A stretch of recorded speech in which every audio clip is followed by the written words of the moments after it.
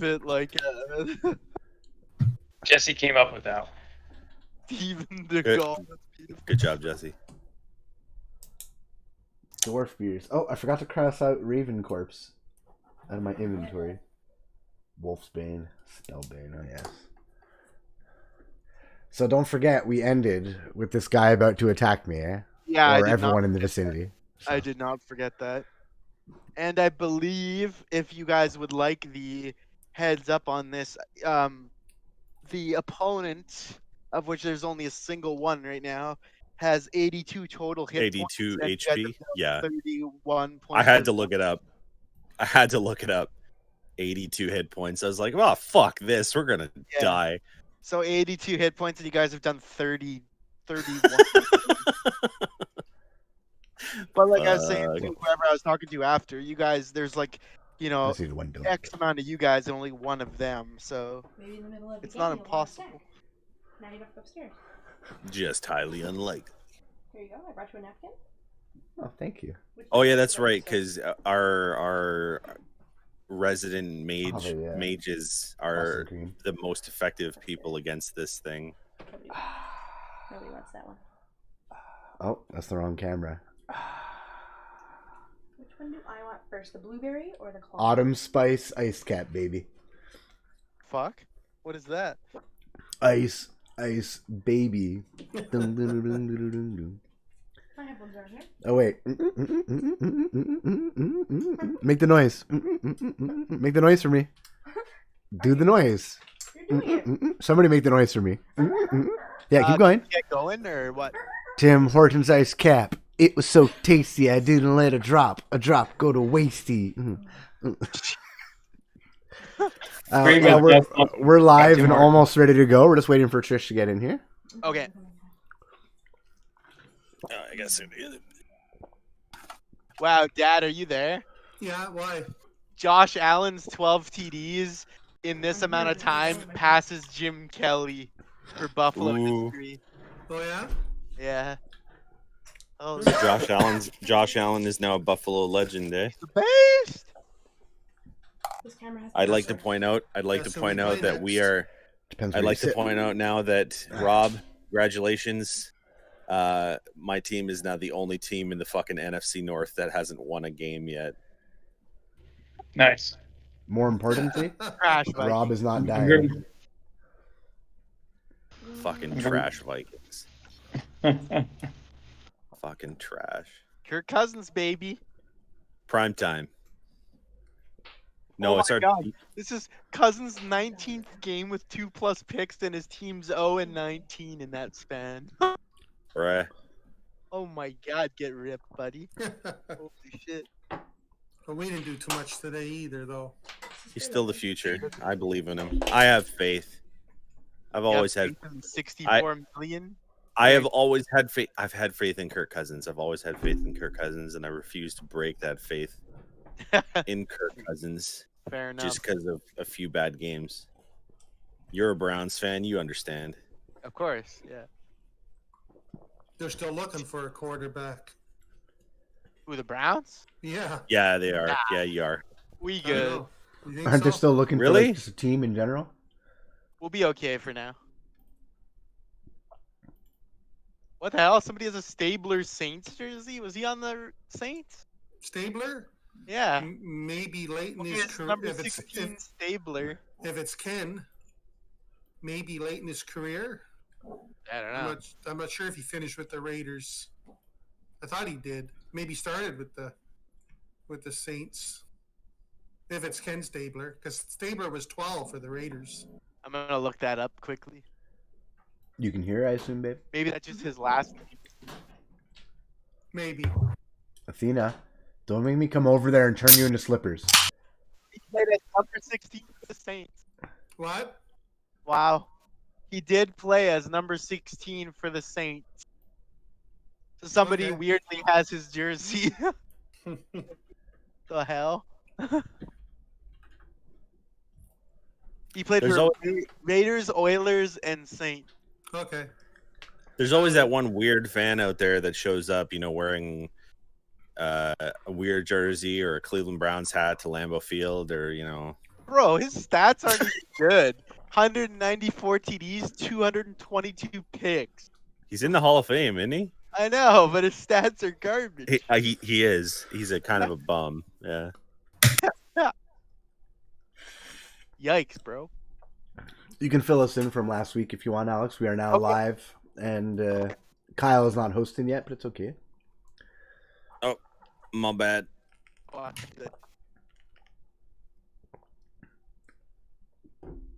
Neither is Derek. His Do that affiliate really status quick is too and important to him. It should be auto hosting. It should go to you. It should. I don't actually know. I swear to God, if I logged in here and it's Auto hosting works for the person with at the top. It goes down the list though, one at a time. Manually, though. I know, but RJ's top of the list, then Derek, then you. So if they're not streaming, then it should be you. It don't matter. It is live.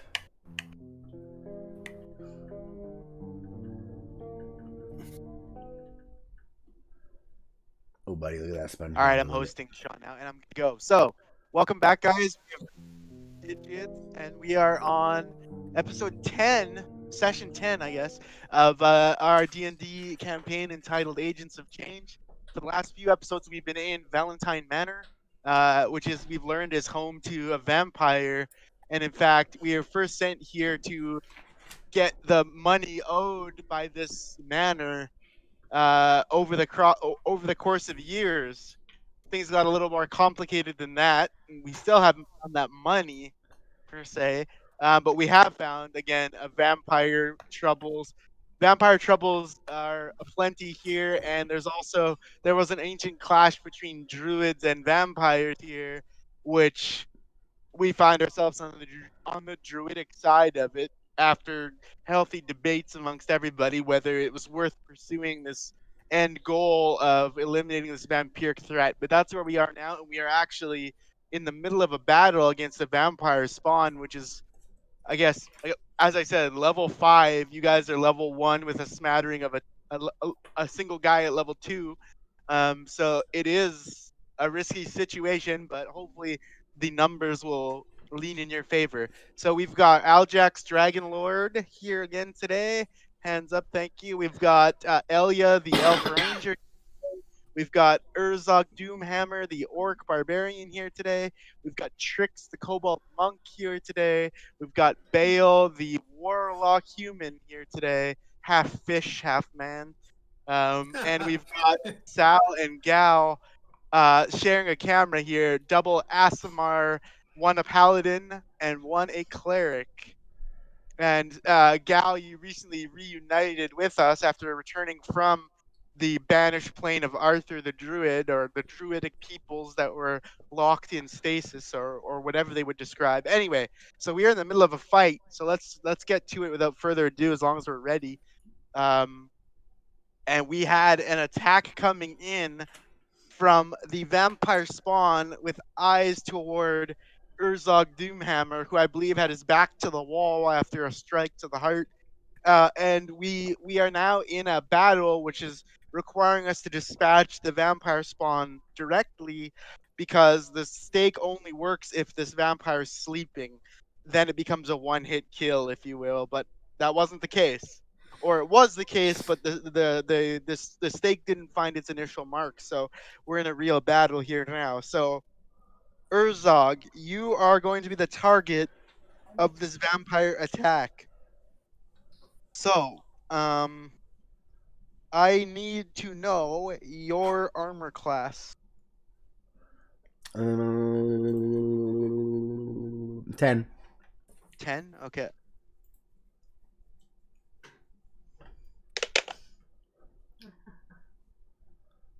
What? You're getting attacked. For once.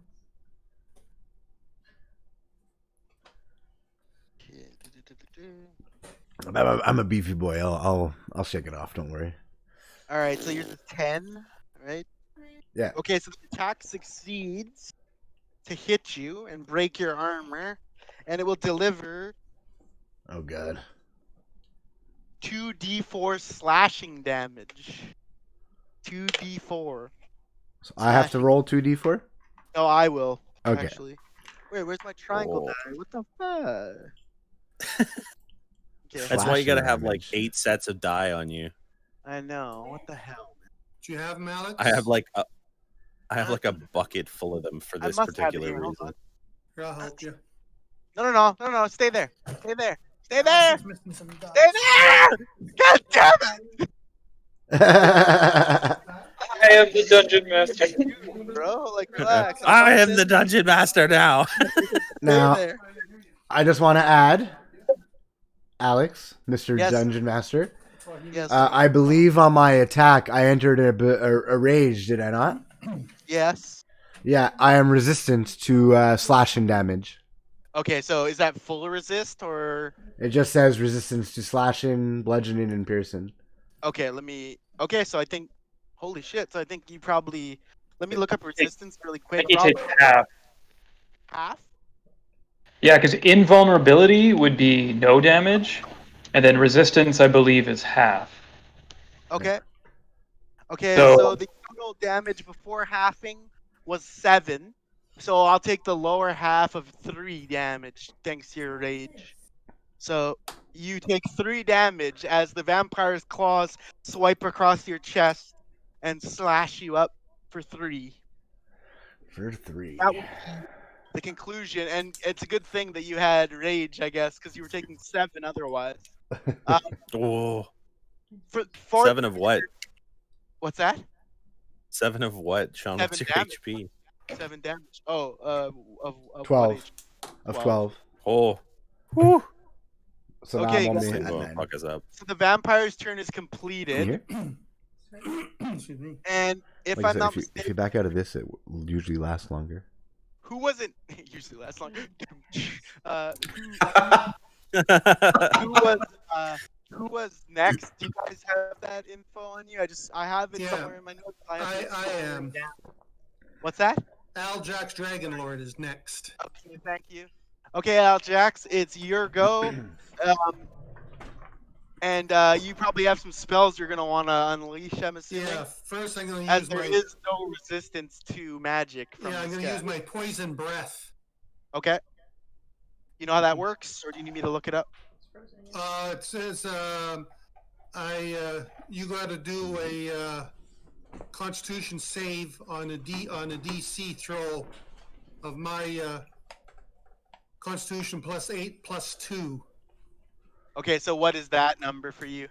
So all that adds up to 23 for me. Holy shit. Okay. Yeah. So you got to Okay. beat 20. You got to beat 23. Okay, and the vampire spawn gets a +3 to the Constitution roll, so I will take that into consideration as well. It's a 15-foot cone. And the roll was 17 + 3, that is 18, 19, 20, so it falls short. Yeah. So you will do the damage. Okay, you get 2d6 damage on a failed save. Okay, so the save was failed. 2d6. Yep.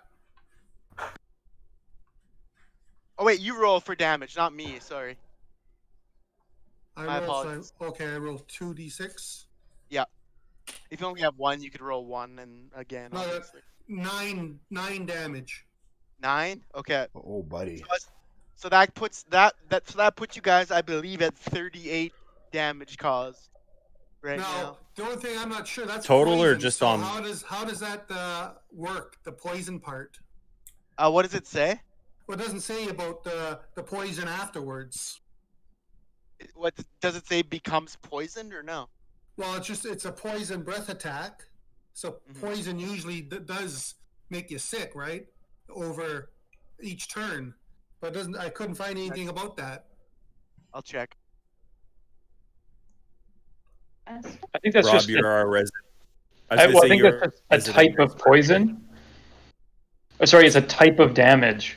Also, it's not a lingering so, like, poison. Some can be resistant to poison, right? Yeah, so it's just a type of damage. Oh, In this case, cause poison itself. But yeah, unless it says it causes the condition Like No. the creature becomes poisoned. It's just Right. poison damage. Okay. Right. Okay. So I don't see anything here that indicates it takes damage per turn. Okay, Alright. that's the last time I can use that without a rest now. So my Okay. breath attack is a one-time use. Okay. So it's at 38 HP now. And next on our list was it was Aljax, right? Aljax, you were There's 12. Trix was next, Trix is next. Thank you. Yeah. and then I was last in the initiative order. Okay. Okay, Trix, what do you got for us here? Hold on a second. She's loading back in. Her Discord Okay. crashed. Okay. But Discord's been shit the past couple of days. But Discord don't click is on it. Can you hear them? Yeah, I can. period. Can you Hold on. hear us, Trish? Yeah. Okay. So it's up. It's you're up, Trish. So you get to decide what you got to do. Go down. Go down. I want to read the sheet. Leave some cobalt hell. Yeah, my Cobalt Hell, which is so impressive. Hey, man, you might need to be the Rage sneaky one. damage. I know, it's not great.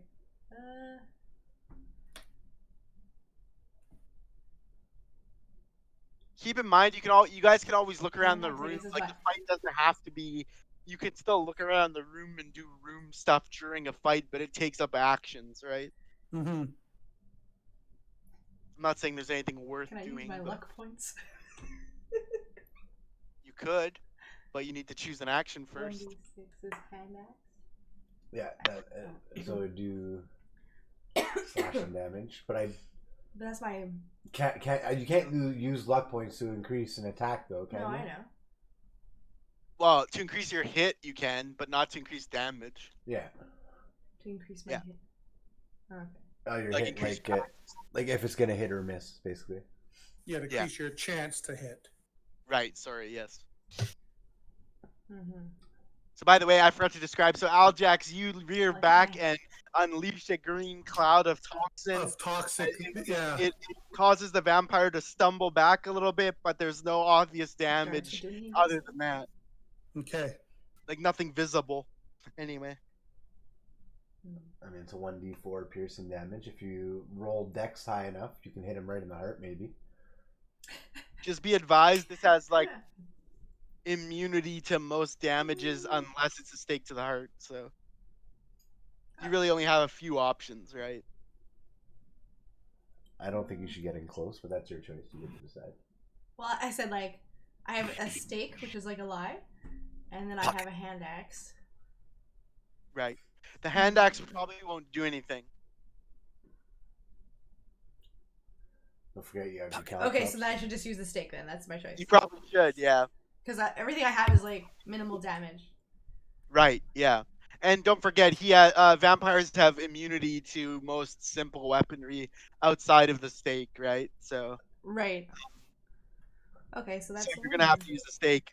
In your case, given your size, I Yeah. need it to be a little bit different for you. So if you're gonna make a stake attack, I'm gonna need you to roll a dexterity check to climb up towards his height on the Oh, this is vampire great. itself, because you're too small to just Great. jab it in there. Yeah, exactly. To just like hit him in his But- like leg. You have a +3 Yeah. on whatever you roll, eh? Do I? Okay. Yeah. Good. I'm rolling this one. Yep, a d20, yeah. So can you do first, Trish? Can you do a dexterity Oh. check on D20 to try to climb up his furry body to 7? get an angle on +3. his heart? So 10. So she rolled a 10. Yep, Yeah, 10 total. Yeah. Okay, that's for the dex check, dexterity check. yeah. Okay, that's successful. So you may go ahead now and roll another dexterity check to try to hit the heart, and it has a +2 to your roll in addition to everything else that you already have. So this is to target the heart. Yeah. So 10 +3. plus 3, so 13. +2. 3. +2, yeah. Plus 2 or plus So- 3? +3, +2. So +5. Right. So Okay, so 15. Yeah. Okay, that's just enough to breach the natural armor. So you can now roll for damage, and if I'm not mistaken, what did I say? It was it 3d10 we were doing? You did 3d10. I think D10, yeah. I think you're doing 3d10. So go ahead and roll 3d10s, Trish. So 3 10 dice. Which one? That's like we a went over this hexagon. last I time. know. It's This one, no. Or no, this one. It's the double pyramid. Yeah. It's the double pyramid. Well, more than like that, but yeah. And the 0 is the 10, right? This one? Yeah, this one. So you need 3 of those. So there's 2. Because I don't think you That's have. not the right one. Yeah, it This is. one. No, the one you have is. The one I had wasn't. This is right. No, this isn't right. Oh yeah, that's right. Yeah. So that's 2. Do we only have 2 though? It's fine. You could just roll them. Anyway. Roll. Oh, here, right here. No. You probably only Can I have just roll 2. them? There you go. Well, there you go. You have 3. Easier. I'll roll. So the highest one, what do I pick? No, you pick them all. Take them 1, all. 8, and 9. 1, 8, 1, 9. 8, and 9. So 9 plus Okay. 9. So 17. Yeah. 1, 8, and a 9. Yeah. Okay, so you've done 17 damage to the vampire. Well, 9 Which plus I 8, 9, believe- 18. 18. Oh, sorry. 18. Damage. My apologies. And I said that it was at 38 prior to this, right? Yes. Yep. So let's see. Let's see. So it's 18, not 17, correct? So that's 46 damage done now. Mistaken. That's a thick hit. That is a thick hit. That's the thickest hit yet, I believe. So Did you Trish, say scuttled 46 up or to- 56? Huzzah. What's that? Did you say 46 or 56. okay? 56. Yeah, sorry, 56. 56 damage, and so that's it's down to its last third at this point, you guys. So nice hit, Trish. So you scuttled up his furry, leathery body and struck true for 17 damage, and jumped back down, and maybe by its legs at this point. So good job, and I believe that's over to Sal now for his turn. The just to clarify, the reason it's 3d10 is because we have his chest cavity exposed and we're aiming for the heart, right? Well, With the 3d10 because it is a heart attack, and this is Mhm. just a clear way to dispatch somebody like this. So, Okay. That was basically a call that I made on Yeah, my that's fine. end. Alex, Okay, quick question. yeah. Since Sean said the heart is exposed, Nina. say, I know they have what's the word I'm looking for here? You said a basic attack kind of Essentially, a immunity. If you aim specifically for that hole, will that work? arrow in there. I would say Yeah. no. We already covered I this would say last it time. won't do. You did say no because you'd still be firing an arrow, not a stake. It's a mundane attack in this case. I mean, There's my something- stakes are questionable for what it's worth. Not a stake, right? So. I also forgot it's been a week. All right, Rob, you set to go? Yep. So I'm going to cast Guiding Bolt, which is a first level clerical spell. It's an evocation spell. Okay. So this will be a spell attack with a +5 to hit against your AC. Okay. Which is 15 in this case. So I got 16. Okay, so that's a hit. Okay, so this will be 4d6 radiant damage. And what it is a flash of light streaks toward a creature of your choice within range. On a hit, the target takes 4d6 radiant damage, and then there's an extra feature, which is that the next attack roll made against this target before the end of my next turn, so one whole round of combat, the next attack roll will have advantage thanks to a mystical dim light that will remain on the target until then. Okay. May I ask, just for clarity, there's no mention of it being like natural sunlight or anything, right? No, it's I mean it's like my cleric is like light domain, so this is kind of like a light domain spell, and it is radiant damage. But I don't know if it's like magical radiance, Okay, Not yes. natural So light per se. the vampire weakness says vampire takes 20 radiant damage when it starts its turn in sunlight. While in sunlight, it has disadvantage on attack and abilities. So I would not class this as sunlight. No, for it's that. not sunlight. It is just it would be radiant damage. Okay, so go ahead and roll the 4d6. 4d6.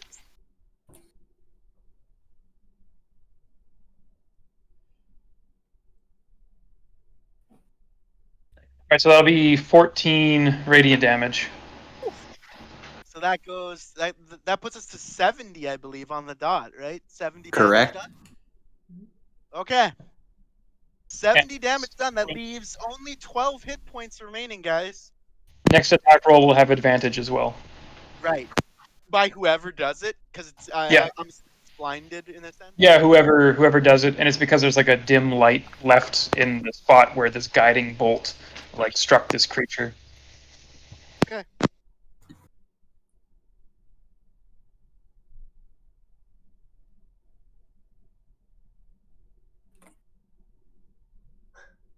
Can't hear you, Alex. Yeah, Norgan, I can't hear you, Alex. No, nothing's coming through. Nada. 9. No, you crapped out. Woo, Discord. No. I don't think it's Discord, but No, I think it's his. Discord. I think it's his. It's His mic is. no, he's- Oh,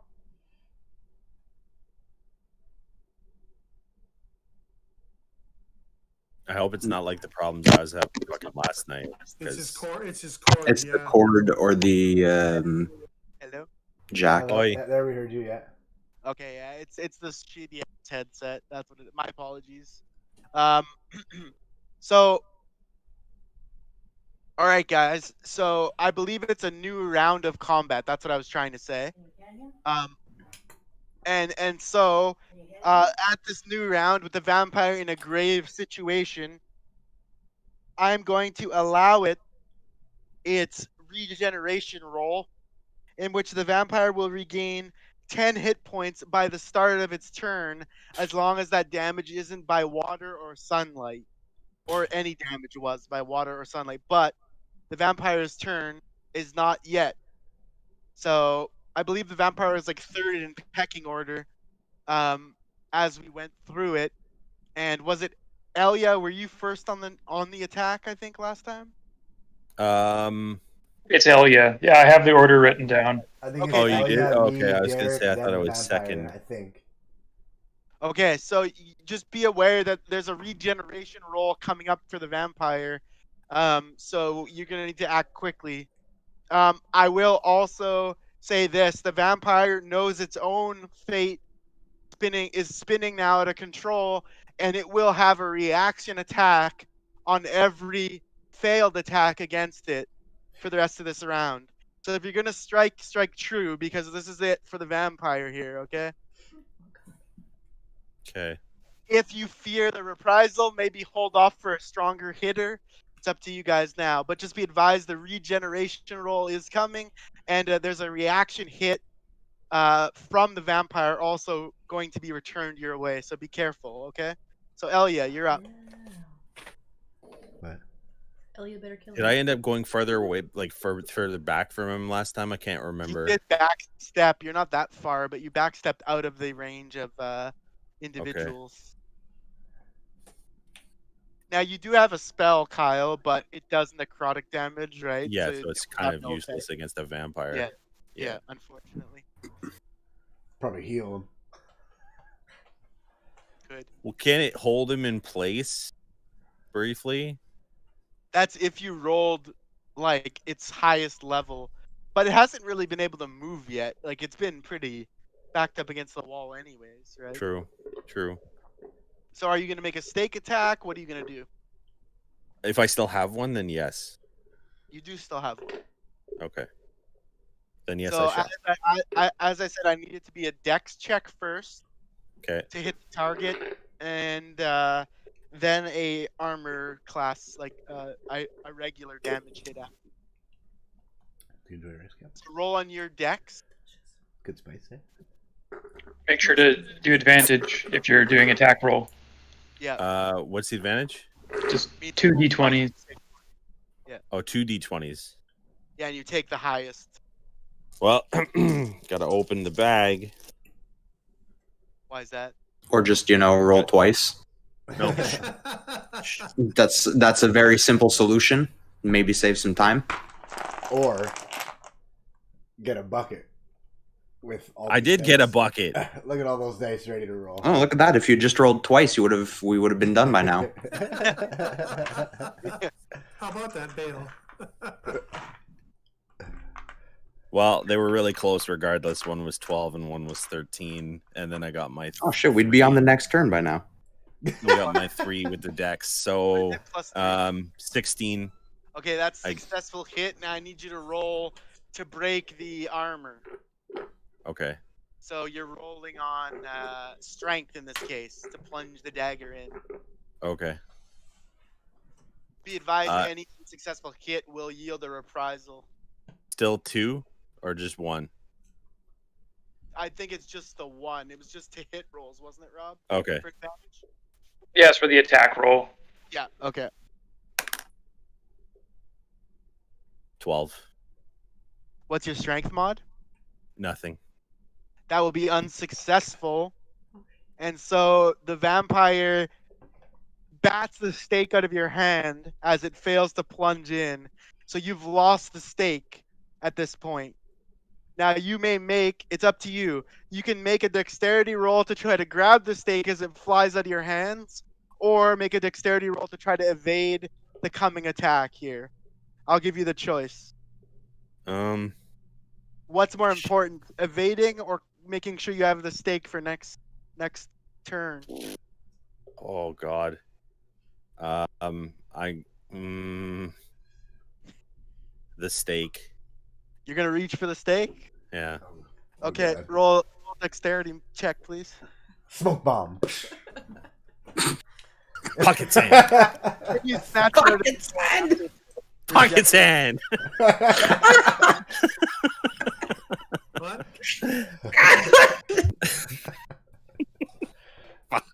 Pocket sand. Pocket Pocket sand. sand. I'm really glad that I have Sometime plus 3 today, on boy. Dex. Sometime today. really- guys. 17 because of my plus 3 on Dex. 17.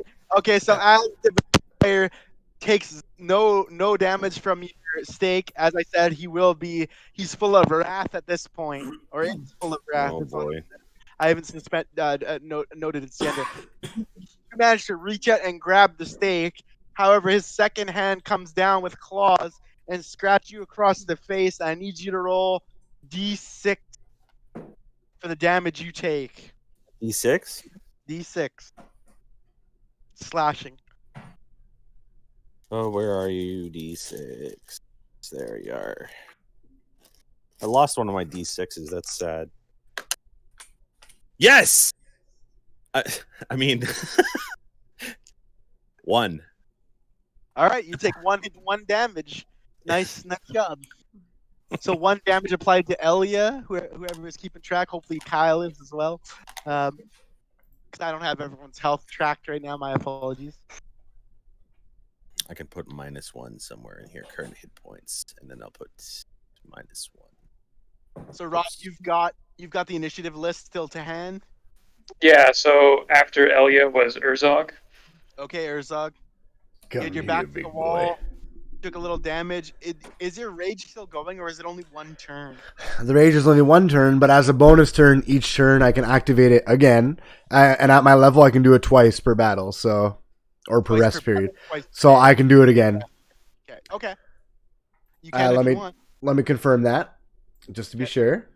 Yeah, I think you're right. In battle, you fight with primal ferocity. On your turn, you can enter rage as a bonus action. While raging, you gain the following benefits if you aren't I'm not wearing armor.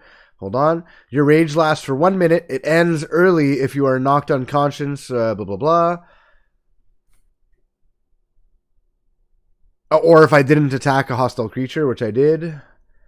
Right. You can also end your rage on your turn as a bonus action. Once you have raged the maximum number of times for your barbarian level, you must finish a long rest. Okay. So it doesn't specify. Doesn't It just say. says you may rage 2 times at first Now, wait, level. 1 minute. It could still be going, actually. Yeah, right? it's, you said 10 seconds per turn, right? It is. Yeah. So Yeah. it's still. So it's still going this 10, 20, turn. 30. Yeah, it's still on. I think you just have it for like this one more strike here without doing it again. Okay. Actually. Cool So by me. Yeah, proceed. The target is 12 damage, and be aware of failed attacks, like I mentioned. Come here, big boy.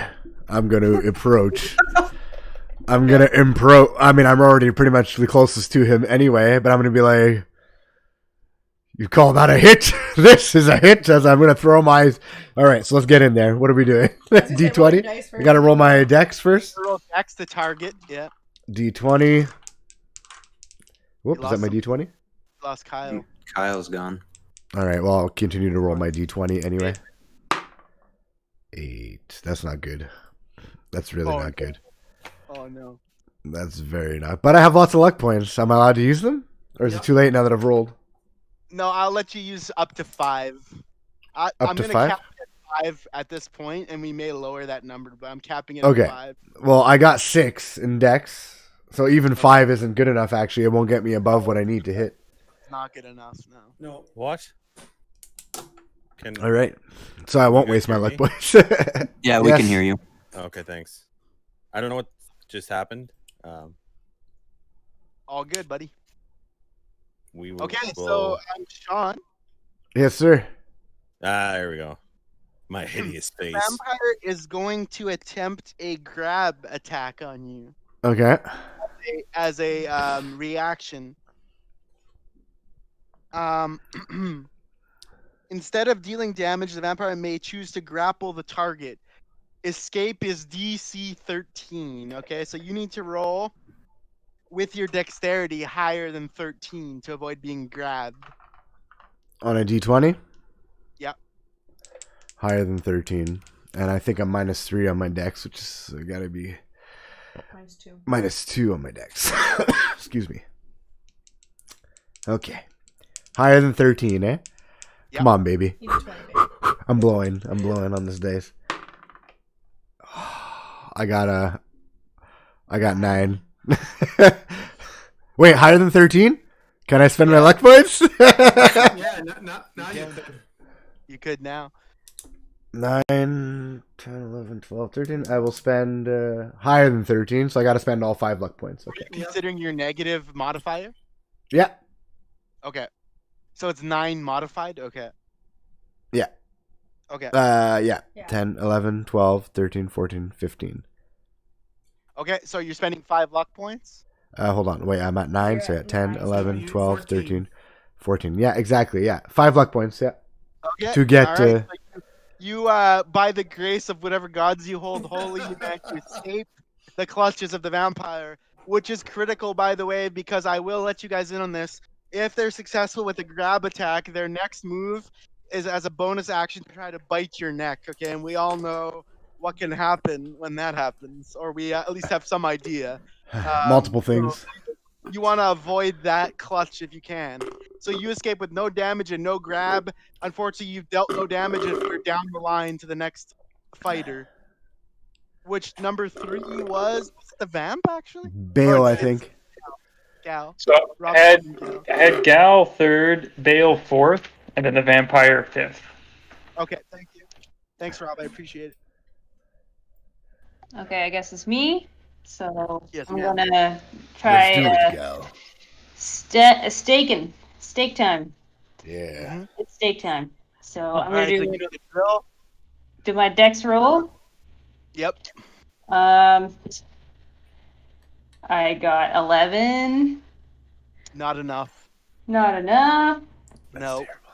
Even with luck points, I think I'm done. So Well, how many luck How many points luck do you points have? do you have? I got 3. Oh. 12, So 11? 14. Actually, it would be just enough if you spent to 14. Okay. If it's enough, then It's I'll use it. 13 now. It started at 16, but it's easier to hit now. Oh, damage is okay. made. Yeah, I'll use them then. Okay. So 14. You're at 0 luck points, and you rolled a 14 hit. So now Yeah. you need your strength. Okay. Strength roll on D20, please. I think we definitely. I need to, got so we can- 15. in a couple turns. Total. Just enough. Just enough. Wow. Okay. Now you may be able to strike the most unlikely death blow here. 3d10 Okay. damage. Is this the end for the spawn? Yeah, hopefully. The anxiety is killing me. Come on, gal. Finish that thing off. I got 10. It's not You enough. got total of. Total of 10 on all three? Yep. It's not enough. Okay, Not enough. it's down to 2 HP. That's it. All right. 2. Bail will Shit. hopefully get it. So the vampire takes what looked to be a critical shot to the heart, stumbles backwards, clutching its chest. Obviously, like I said, it attacks in retaliation only on a failed attack attempt. This was successful. It successfully dealt at least 1 damage, so you do not get reprisal. But the thing is just barely on its feet, wheezing and huffing. What was once a strong, formidable foe is down to his last. Okay. And so next on the list, it was Gal, then it was Bale, correct? Bale, you're up. You gotta make this work, Bale. Okay. Because otherwise he's regented next turn. I don't know for how much, but I'm gonna Eldritch Blast him. Okay. oh, buddy. Make a ranged spell attack on hit. Target takes 1d10 force. Okay. What is your like to hit roll with your charisma mod? Your spell attack roll or whatever. Spell attack. So I have it listed here as 6. Is it 6 plus my charisma? I believe so. Yeah. Charisma mod. Yeah. So it would be 6 plus 4, 10 or up to hit, right? Yeah. That sounds right. Correct. Yeah, correct. I think. Or is it that you? Yeah, so you'll have like a spell attack, it's basically like doing a regular attack. So you'd roll a d20 and then you add Plus your 6. spell attack modifier to it. I roll and then add my 6. Yeah. Yeah. Okay. Yeah. Sorry. Thanks, Rob. Still learning everything myself. So yeah, add All right. 6 to d20. So I rolled a 13. So plus 6. So that's definitely enough to. No, break- 7 plus 6, 13 total. Oh, that is not enough to break Yep. armor. Luck points. Yeah, do you have luck points for a hit? Nope. Used them already. Okay. Okay. Fuck. No. Read It's okay, those hit me. now. Hit me. Well, Well, unfortunately, the vampire has no ranged attacks available to it. And how close are you right now? Do you recall? Oh, I was definitely within like 10, 15 feet of it. He There. I was was right next to me, close. remember? Were you within 5 feet? Would you say? no. No, he attacked and stepped out, I'm pretty sure. But barely stepped out. Like Yeah, not tons, but you weren't like in Okay, the guy. swinging range. You were more than Here's what I'm 6 gonna feet do. away, I believe. The vampire is going to close that distance between itself and Bale. However, it gives one of you guys an attack of opportunity. Okay, one of you guys has a chance to stake it again as it moves through your space. It's moving through all your spaces, so pick somebody and make that attack before it swings at Bale. And I can do it. I have 16 it luck won't points be a if 3. something happens. What's that? Exactly. I said I still have 16 luck points too, so if something else happens, I can try. Tricks. Right? Let's do it, Trish. Trick. So what am I rolling then? Tricks. I think you have to do a dex check. Yes, this will not be a 3d10 attack because you can't target its heart at will. Oh, This is okay. going to be a potential, but it only has 2 HP. It should work still, potentially, right? But it's not going to be a devastating heart attack. It's No. got to be Like something. a 1d4, probably. It's got to be something. Yeah, I can't say what yet, but Well, you can she's take got the to swing. start by doing a dex check, right? Yeah, is it going to be tricks then? Well, I don't know. Does anybody else have like luck points or anything that would like help them? We're in battle. We don't have time to Oh, okay, discuss. fine. Okay, tricks, dexterity check, please. +3 of whatever you roll. To latch onto his back as he bowls by you. 9, 10, 11, 12. 12. Okay. 12. That is not enough. Luck points. How many do I need? I don't know if you can tell you that. Oh, you can't tell me that. I probably shouldn't, but you I'm can gonna wait use 10. your. You'll use 10? Yeah. 22. Okay, I can tell you don't need 10. Okay, how about that? Okay. I'll use 6. Okay, let me just tell you this. I'll tell you once the DC for this Klingon check for you was just 13, so you need 1. Not terrible. 1, so you only need to do 1 luck point to boost it. Yeah. Okay, fine. I don't feel right sealing 10. 10 of my luck points. Yeah. Like, that? I needed to die, or like something kind of damage to this thing. Okay. Okay, so at this point, you've clipped. The vampire has tried to move between all you guys, shoulder down, let's say, trying to move through and clear. At that point, Trix, you grabbed onto some of its back fur, climbed on just barely, and you're trying to make a reach around stake attack from its shoulder to its heart. Not going to be easy for somebody small like you, so I'm going to have you roll a dexterity check to target the heart with disadvantage. So roll 2, take the lowest, okay? Because it's a Roll very 2. difficult, 2, please. very 2 difficult d20s. here Let's see. for a short arm kobold too. 12. 12. 12 plus 3? So 15. Is that the lower of the rolls? Yeah. Yeah, it's the lower. 12 plus 3. Okay, that's enough to make contact with the heart. Now you have to just test the strength, and this could be it here. What does she need? D20? Well, armor's A 15. 1d4? No. Strength check first. Oh You yeah, have to strength check. Sorry, yeah. plunge it. So she has to plunge it in fully now with power. 1. Ooh. Well, I'm sorry, what? 1 minus 1. 1 minus 1, 0. One Roll a minus natural 1. it's an automatic fail. No. Uh-oh. Luck points. It's more than one bit of luck points in a turn. Yeah. So Called she's luck stuck points. here, unfortunately. Okay, so you've rolled the natural one. So She missed a hit. I will now roll a check that I deem necessary for the vamp. Okay. Oh god. Oh god. Oh thank my goodness. Oh my god. Nat 20. 20 Oh, my no. god. on a strength check. Mm, And the strength check was to shrug you off or otherwise dispatch you. Because it's a nat 20, the vampire grabs you off its own shoulder and throws you against the wall. Oh So god. I need you to, well, I need to know your armor class, AC, No. 14. 14. Okay. I'm going to make a roll to determine how much blunt trauma damage you take, okay? You take 5 damage as you hurtle towards the wall and smash against it and slip to the floor.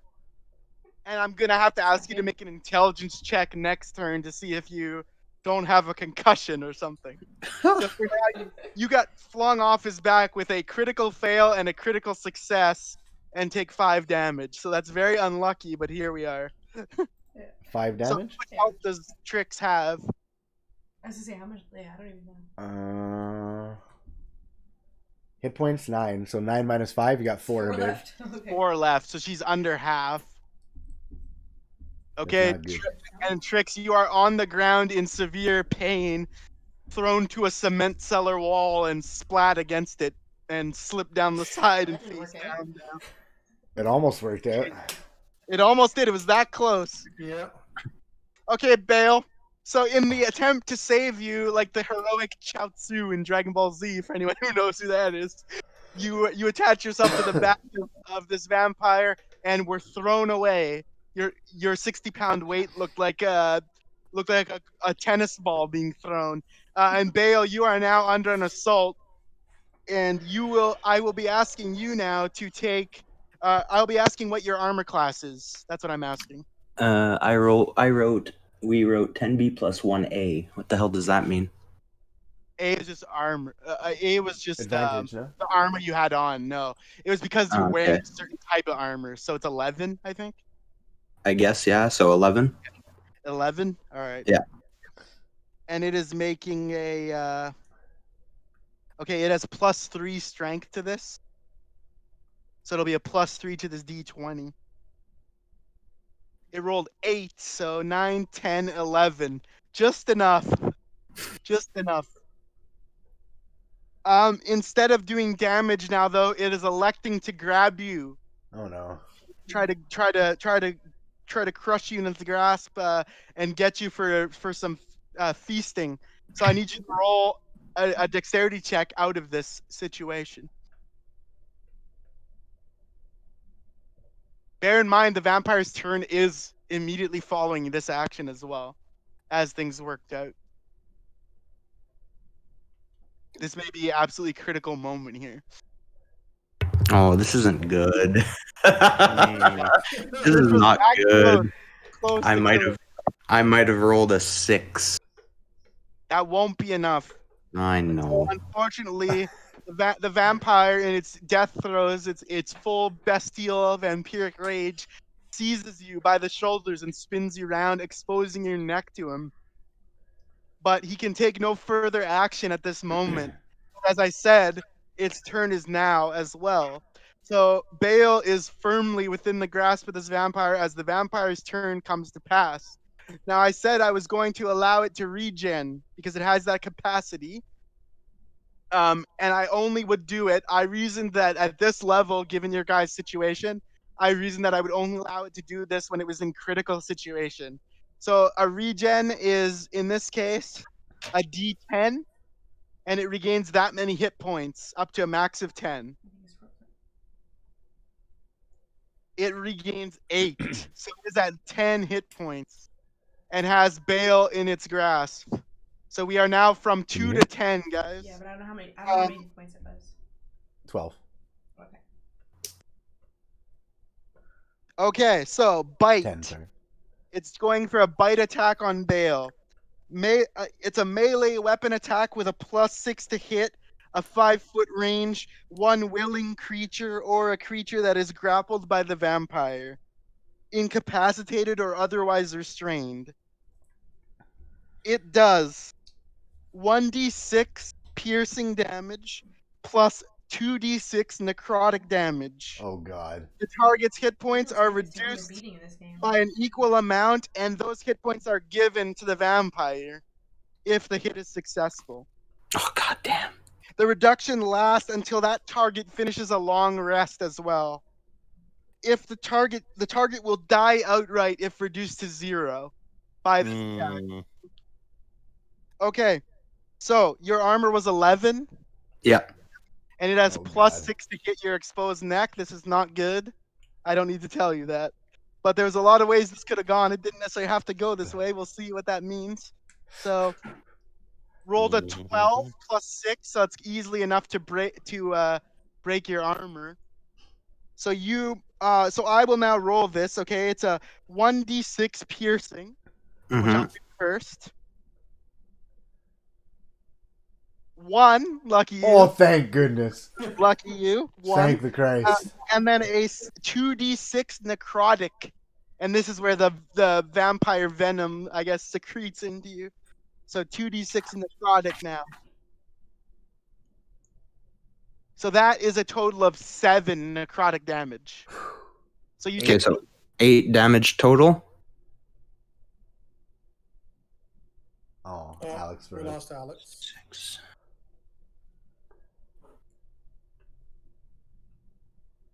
Please tell me you have enough hit points there that you're not. Bro, I had 20 hit points. Okay, good. Oh, that's right. You He leveled up. leveled up, so he's okay. Yeah. Okay, that's good. Yeah, because But now he's going to be back to 18. Now he's going to be at 18 health. This vampire, right? You just took 8 hit there.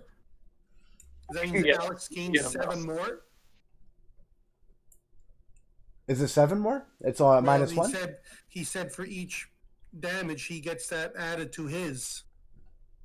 He had 10, didn't he? So he'd be at 17 again already. Can you guys hear me or no? Yeah, we can hear you. Okay, sorry, my Discord just auto shuts off sometimes, but I'm back. Yes, that is correct. So it gained what was it, 8 hit points from its regen, and from the successful bite attack, it then takes 8 damage points from Bale to itself. So it is now back at 18 health.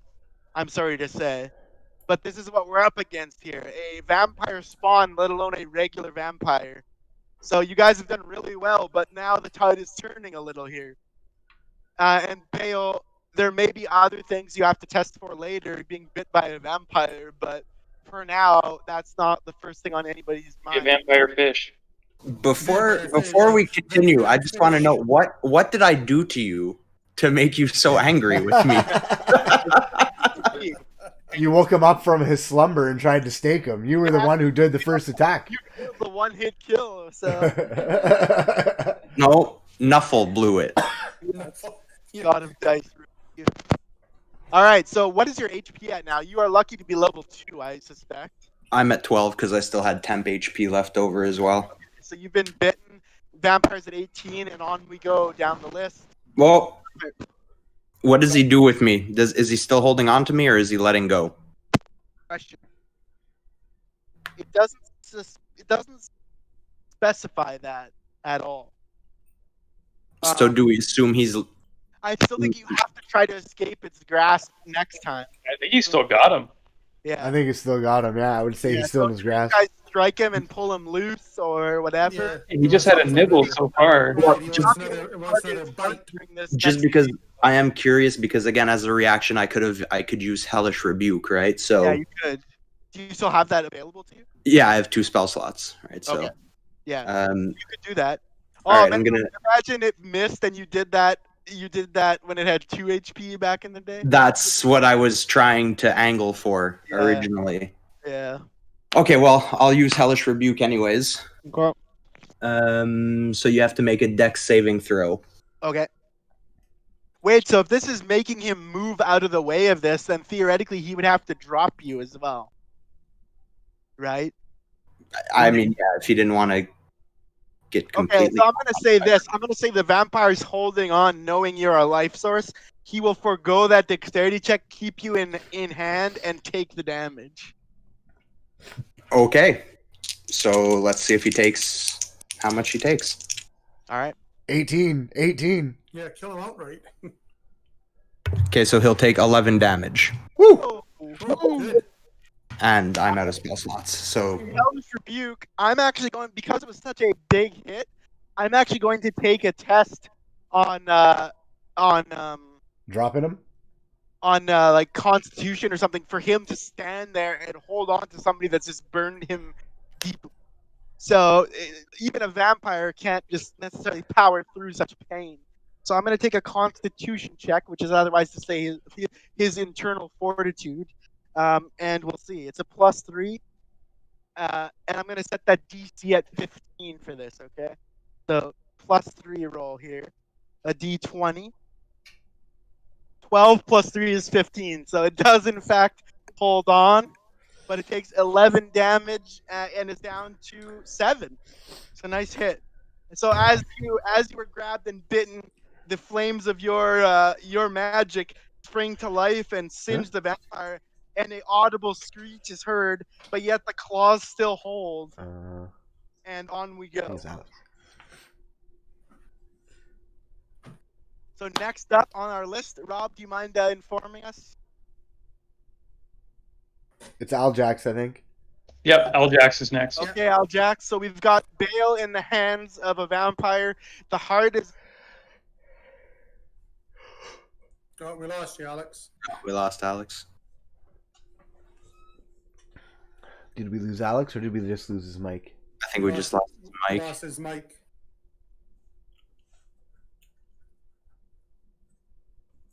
You want to tell Alex we're not hearing him? Well, he probably knows.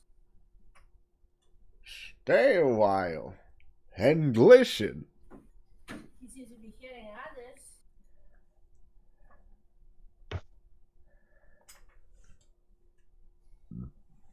Nothing. Nah, you're Wiggle your cord again, Alex.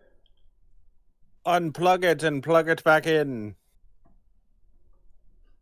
Yeah, you got it. You got a broken wire in it.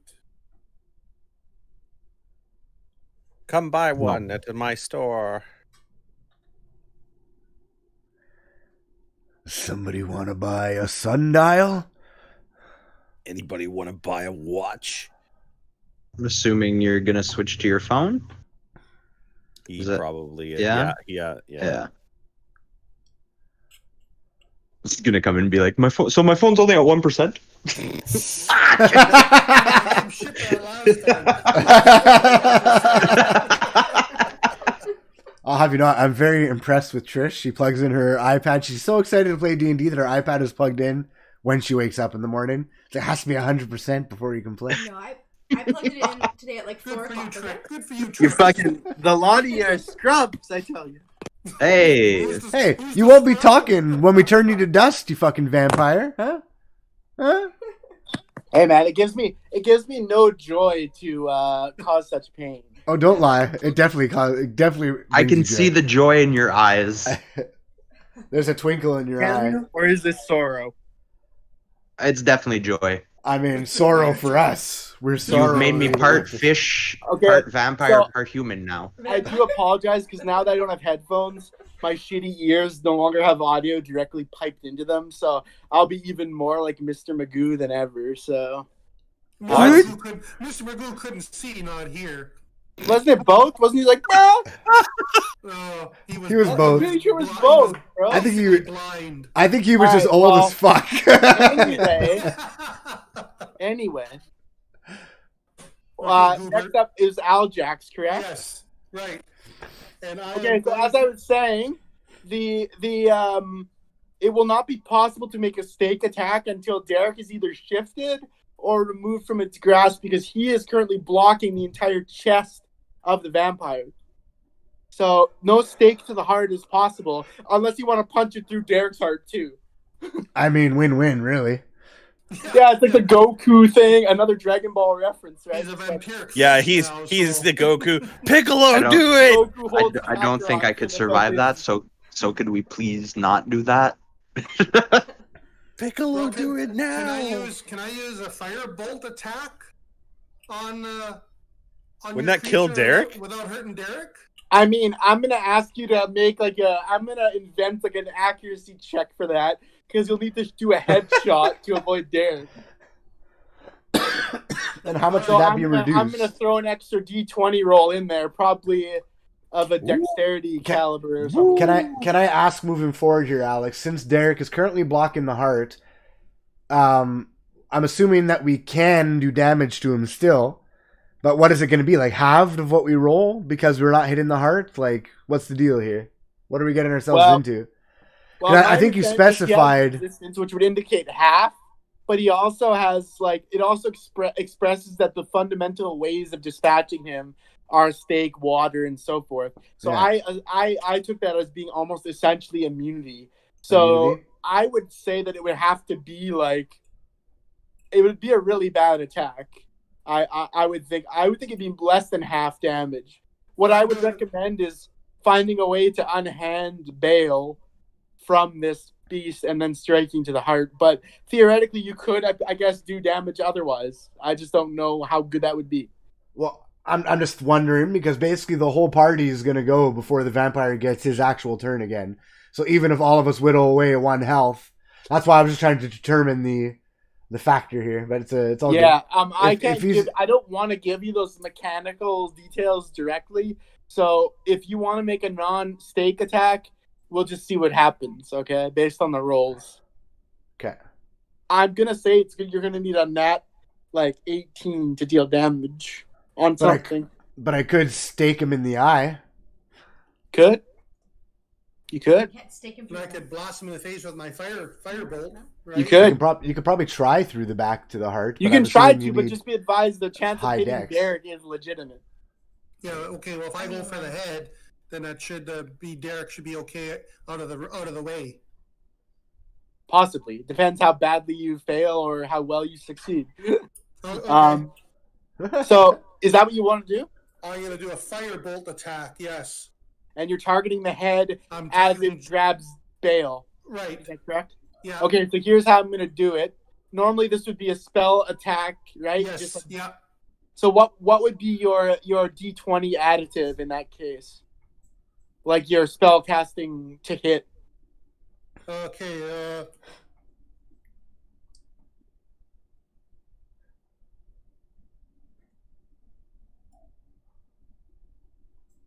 It hits versus a target's AC. Right, but what is your 2 hit? So it'd be like your intelligence plus a mod.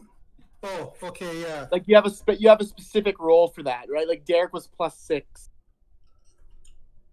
You probably are similar, I'm assuming. But you use intelligence. He uses charisma. On a hit roll, let's see. What's it? Doesn't really say. It's like spellcast to hit or whatever. It should be on your last sheet. Yeah, it should be on the top of your spell page, like your spell casting modifier. Yeah. Spell attack. So your sheet that has all the spells on it.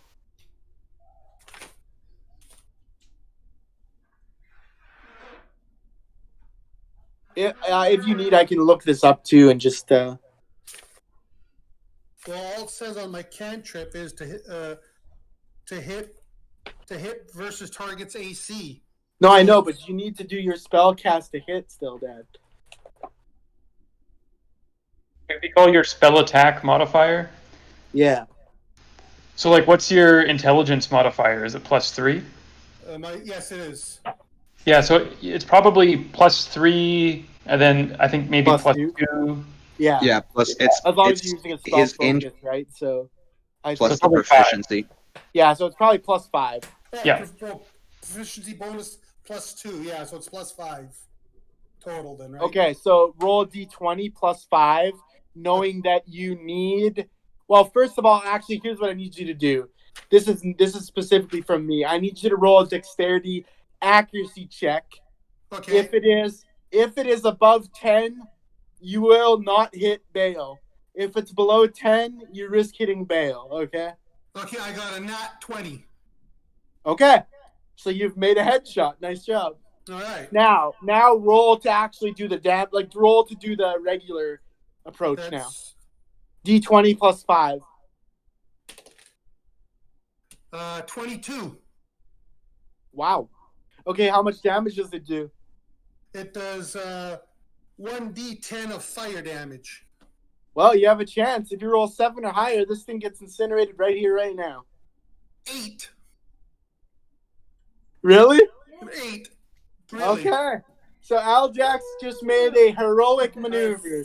Not only did he fire back to Kingdom Come. Yeah, not only did he shoot and take Bale's life in his own hands, he rolled a nat 20 headshot with a firebolt for 8 damage, and it's enough to put this beast down once and for all. Congratulations. The fire hits it, and with the final its grass, its claws drop into ash, but the nails remain in the pile of ash, and Bale looks as a smoking fireball streaks by his head and impacts his hostage holder. And we have a dead vampire spawn on a series of clutch rolls, so congratulations. And for that, fuck yes. Take 3 luck points, Aljax, for that beautiful risk that paid off. All right. And you guys, you have felled a beast that is worth 1,800 experience points split amongst all of you. I believe that will be enough to put you all to level 2 because you needed 300, right? So, how many of us are there? 1, 2, 3, 4, 5, 6, 7? It's 257 each. 257 each. So I believe, given the base XP you've already gotten, that you guys are over 300 now, right? Because I think we had 90 or something. We had 90, yeah. So yeah, how much was it again, Derek? Excuse me, 270. 257 each. Plus 90. Yes, you will all be level 2. Yeah. So here's what I'm gonna do for that. We will not address this right now because it will take too much time. Right. What I will do is through the next week, I will contact each of you to do your level up process. Okay. Because there's decisions to be made in that process. Derek, you know how that goes. So I will contact each of you specifically, or some of you together, like whatever the case may be, and we'll deal with that next go. But for now, that is the dead vampire spawn, and that's 1,800 XP split amongst you guys. And Bale's lucky, but there's a smoking ass vampire behind him. Like I said, everything got ashed except the claws that are black nails sitting on top of this pile of bone dust. There's every chance that could have smoked Bale in the face. Yeah, could have. Claws. Okay, What's can that? we keep the claws and some of the ash? Does anyone have You like a can, jar yeah. to put ash in? I have You a can jar. if you guys have like an empty potion bottle. I do. Yeah, someone had one, right? An empty potion bottle. That face. Or whatever, like, or some receptacle, right? Yeah. Okay. Take out my jar. Scoop that Yeah, up. yep. So do you want to take a jar full of vampire dust? Bro, Well, I was like, if Aljax wants to keep the he can have the vampire dust. He killed it. Aljax, well, I do was you want- I was asking for plainly selfish reasons because if I've got vampirism and who knows what cures it, I just want to take whatever I can. Aljax, Just saying. do you want the claws and some dust? What do you I'll want? take the claws, yes, for a souvenir. You keep the dust. Okay. Make a nice Oh. necklace. Okay, so you take I guess it was like one for each finger, so you take 10 vampire claws, like fingernails basically, but they're serrated and long. This Yeah. one was particularly bestial, right? So Mhm. you've got long serrated talons of black onyx looking, and you've got 10 of those. And if you want to make it into a necklace, you have to do that later. But for now, you can pouch it and move on. Yeah, I'll pouch it for now. There's enough vampire dust for probably 2 jars. However, you guys want to split that up, I you don't can care do that. about I don't care about the dust. There's nothing else of value off this person. I think we only have one empty jar, so Okay. So would you like to fill the jar to its brim with vampire dust? Why not? Okay, Derek might go need ahead it. and add that to your inventory. so add a jar Jar or a of bottle vampire of dust. vampire dust. Yes. You never know when these things might be useful, if at all, but even to be sold on a black market, right? You never know. I'm gonna assume that wasn't Valentine. No. So that's kind of scary. Yeah, it was a close run thing, wasn't it, guys? So you can look around this room more if you'd like. It is a closed cellar with nowhere else to go but back. So you surmise, in fact, as Urzog said, that this was not Valentine, and this does not lead anywhere else. You just happen to come upon, for whatever reason, a cellared bestial vampire. Was it a ill-gotten child left under the stairs, so to speak? Who knows, right? Because don't forget, this was a cellar under the carpet that had a brooding bestial vampire in it. For what reason, we don't know. Probably one of his failed experiments while he was trying to make a child. Trying to It make ended a up- child, right? Potentially, yeah. It was probably a bat baby and not a human vampire baby. Fair enough. So you guys know now that there's still one thing unresolved, right? And that one thing is The cemetery. graveyard. Mm-hmm. Good thing we checked under the rug, huh?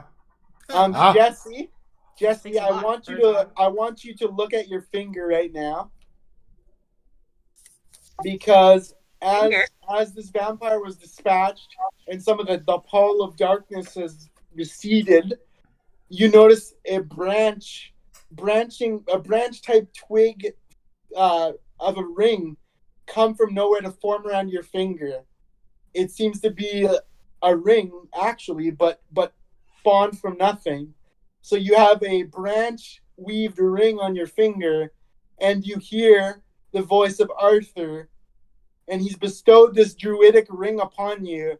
However, he tells you in your mind that you can't take it off. It's forever on you now. And it will allow you, should you wish, to call upon the aid of natural beings once per day, Okay, sweet. if the need is dire enough. And that's all Arthur says telekinetically. So he has given you a ring, and for the record, just for the like sake of mechanics, this actually takes up your ring slot on this finger permanently. You cannot get rid of this by any way that you see possible. It's literally grown onto you now. It's you can refer to it as Arthur's Legacy. Okay, that's the magical item, Arthur's Legacy. I love it. And as I said, it allows you a charm animal once per day. Okay. Sorry, a what animal? Charm animal once per day. Can she like And summon that an is animal, that or does is there a have to be one in thank the you city? for the service that you stayed with him in that time. The battle's not over, he says, but this may help. Okay, great. Arthur's my homie. Bird friends. So that it just happens to be because Jesse, as you guys may realize, Jesse rolled a 1 when going up that tower, which led to her being, I guess, distracted by the presence of Arthur in sparrow form, which then led to this and that and everything else. So you never know. Even bad rolls can be good. Yes. Does our level up? How does leveling up heal your health in this game or not? Yeah, actually, I do think it does. So I think you guys are all full health. Actually, that's a good point. Rob, do you know about that? Yeah. So I mean, it depends if you want to do it now. Like usually, it'll be kind of equivalent to like you'll do it at your next long rest. Okay. Okay, that's what we'll do then. Next long rest, we'll apply your guys' hit points. So it's like Skyrim or Oblivion. You have your level up, but you need to go sleep to actually obtain it. To get it, yeah. Okay, cool. You could theoretically, I guess, try to sleep here, although I might not recommend it. No, I don't think so. There is still the presence of spirits here and vampires. So, though, do you still have a healing potion?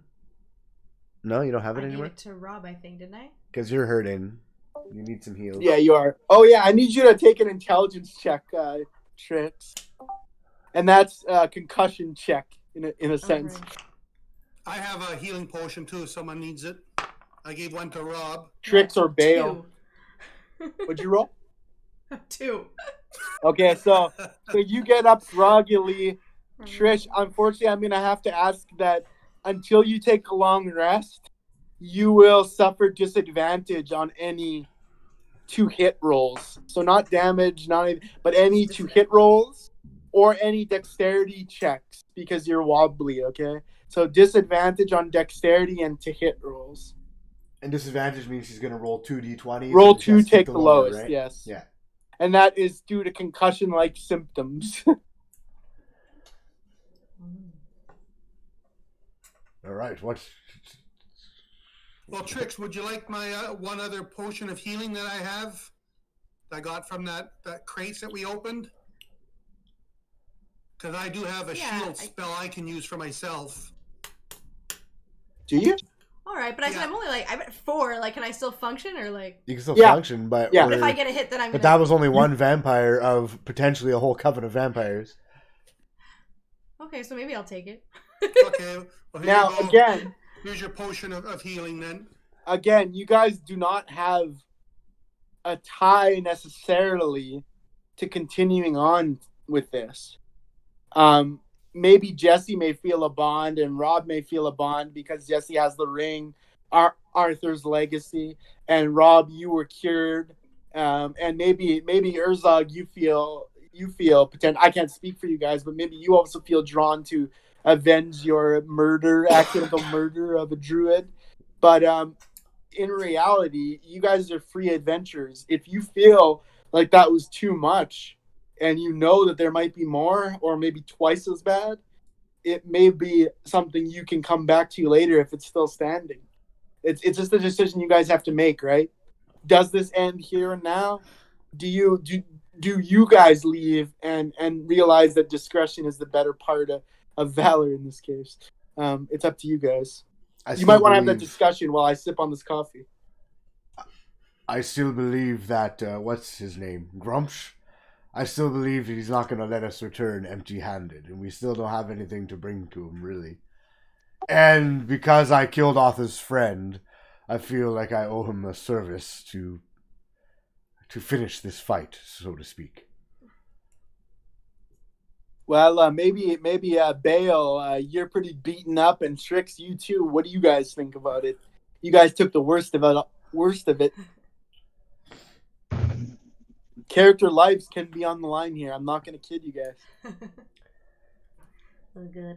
I'm really iffy about this right now. I thought you might be. I'm iffy on the. Yeah. I mean, I'd have to hear a pretty convincing argument from the do-gooders to continue. Do we have any? I mean, we have a health potion for Trish. Do we have any healing spells that can bring Derek back up? I can cast Fiendish Vigor on myself. I can boost my HP as many times as I want. I can do you guys a solid. You can take a long rest right now. It has the risk of being attacked during sleep by who knows what. If you do the long rest now, I'm not willing to process all the level ups because there's just too much, but I will process your health gains, each of you right here, right now, because all your health pools will increase after a long rest, provided that rest is successful. Now, that would rely on a d20 that's rolled by me to determine whether or not you sleep successfully without being ambushed, attacked, or otherwise. Well, Kyle doesn't really trouble. sleep. Or... Kyle doesn't sleep. That's right. Kyle meditates and he can stand watch. You and can, also, but that we doesn't are mean necessarily that you won't be haunted. It doesn't, but we are also in a cellar that it seems nobody knew where it was, except for Valentine himself. Right. Based on... Be advised, every time we've seen Valentine, or what we think is Valentine, he has been a cold mist, right? That's right. Yeah, he could just miss through the crack in the floor for all we know. Or did anybody close the cellar door behind them? I don't think so. I think I ripped it off its hinges, didn't I? Right, with my you strength? did. So you Yeah, of course you did. So you can just slip right through there as well. Why not Now, when you can rip? Let me say this. It will be extremely useful for you guys to get this health. Like, each one of you guys. It requires rolling, or you can take an average. And it's different for each of you guys, okay? Because you're all different races and classes and whatnot. If we can, we should maybe get out of the house and go to the tree line and make camp in the woods. Could do that too. We know that the woods may be friendly territory. Okay, that's not a bad idea. I also still believe that Valentine is not at his full strength or whatnot. And we were talking about the different planes, how the vampire was on his plane, the druids were on their plane, and then there's the plane that we're in right now. And I still believe that mist thing is him trying to come through, but he's not. So I don't think he's at full. I don't know. So you don't even think he's in corporeal form, like body form right now. I think that I think we'll find his body, and I think that he'll be able to reach us, but I don't necessarily think that his body is moving currently. Okay. We just don't know where it is. But yeah, I think Rob, Sal has We should try to long rest, and then we get our spell slots back. I'm out of spell slots right now. Yeah, same. And then in the morning, we'll take watch, two of us at a time, do 4-hour shifts each or something. And if we go to the tree line, I can also forage to get some food for everyone. And then in the morning, we hit the graveyard and try to resolve it. If you guys take watch, if you're gonna do 2 by 2 or whatever you're gonna do, I will subtract 2 off that d20 if that's what you guys are gonna do. Couldn't we ask Arthur or one of our animal friends to keep watch while we all rest? Arthur's expended his power, I think. You can ask him, but I would surmise that he's expended. But we can try an animal. Yeah, you have to find one first. Probably in the forest then. Yeah. I think that was a solid idea. We go to the tree line, take a long rest in shifts. Make some steaks. Okay. Yeah. Make some steaks. Make some steaks? Yeah. I still have 2. One okay, untouched. guys, that's not a bad plan. That's not a bad plan. I think that's the plan, yeah? Yeah. Okay. So you guys know the tree line, as was mentioned, it is now back to its original position because Arthur allowed you guys the opportunity to leave, so you can exit the gate, cross the road, and reach the natural forest now. If you wish to do that, we can speed through to that process. Yeah. Okay. So you guys are in the forest now, going to set up some camp. I think some of you want to forage for sticks or something to make steaks or what. You guys also have your steaks, but there's no guarantee they can last all this combat. You might want to have backups. Yeah, I have one extra one still because I kept. I have one that's used and one that has not been used technically. Okay. And as I said, I have based on my I forget what skill it was, but at Wanderer, my Wanderer skill lets me forage once per day for 5 people. Yeah. And I don't know if I have to specify what I'm foraging for, or if just you roll what I get. I don't know how that works, but well, do you want to forage for food or like something else? Can I do halfsies? I mean, let me just see. I suppose. What's the other do we need half? food? Because are we going to be hungry? I don't think so. Like we ate recently. Well, I have to ask you to eat during this rest. It's just how it goes. You can, if you guys have enough food between you, then don't worry about it. I think I have food in my pack. No. That's what I'm checking. I think I've got enough rations to share if needed. Yeah, I mean, I have Wolfsbane for the elf. I have Spellbane for the other dude. What do we got? So okay, so why don't we do this? I can forage for steaks if you want, Rob, if you have food for us. I've got enough rations to share with everybody. You do? So I'll just subtract that from the inventory. Yep. So okay, so we're subtracting 1, 2, 3, 4, 5, 6, 7. Okay, so 7 rations being generously provided by Rob. And you may roll for your forage check, Sean. D20? Yeah. Any like pluses or minuses on this, or just D20? Do you have a proficiency in this, right? It's survival, right? I think would be under. Yeah. If it's a proficiency in survival, then add your excuse me. I got 17 plus 2. Okay, so what are you foraging for? Food or no steaks, right? Like yeah, weapons against these vampires. So wood. Okay, so here's what you have found. As you look around, you came across a creek of running water, and although the water it's said to need to be running in order to damage the vampire, you think it might be wise to take some water with you, like a small jar of it. Do you have a receptacle with you though, like a water skin or something? Oh, I don't think so, but let me check here. I have water skin. I think a lot of us might have water skins. I think it's defaulted, kind of, honestly. And I might just have forgot to make note of that. So let's just say you do have a water skin, because that'd be stupid to be an adventurer and not have one.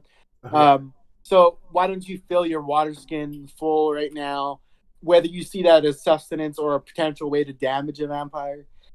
You've also found 3 usable pieces of wood to create stakes out of. As with last time, it will take some time to do that. You can do that as you rest if you want, knowing that maybe you recover a bit less HP if you're spending too long not resting. Yeah, I'm gonna start doing that. Yeah, I'm gonna start. You're gonna start whittling 3 more stakes. Okay. Yep. Okay. So other than that, what I would like to propose is that I will roll as you guys head off to sleep. Okay, but first I need to ask who's taking watch, because Kyle, you never sleep, so you're always on watch, right? Mm-hmm. Yes. Now who's gonna? I'll take watch with Kyle. You'll take watch? Yeah, because I wasn't injured or anything, so I'm at full health. Oh, perfect. Okay. All right, so I'm gonna roll based on a hidden DC that I've set. With Ellie, I mean. A hidden difficulty check that I've set. I will subtract 2 from this roll, because there are 2 people on watch, okay? And this is to determine whether you sleep without attack for the first, let's say, for the first, well, how long are you guys sleeping, actually? What's a long rest, typically? Is it like 7 hours? Would be so 8. Long rest, it's 8-hour duration total, but Okay. 6 hours of sleep, and then like 2 hours of like light activities. Okay. So let's say for the first 4 of 8 hours, this is the first shift. So I'm rolling for that, okay? And you guys have successfully passed 4 hours without any incursion from monstrosities or anything, or wild beasts or anything like that. So the 4 hours have passed and the shift should change. So Aljax, you should step out. Kyle, you have no need to. You guys can add other men and women to guard if you want to reduce this roll. But again, that may impact some of the sustaining of hit points. Who wants to take the final watch with Kyle here? I'll jump on for a second shift. You'll do it? Okay. Yeah. So again, that's going to be a -2 to this roll on the hidden difficulty check.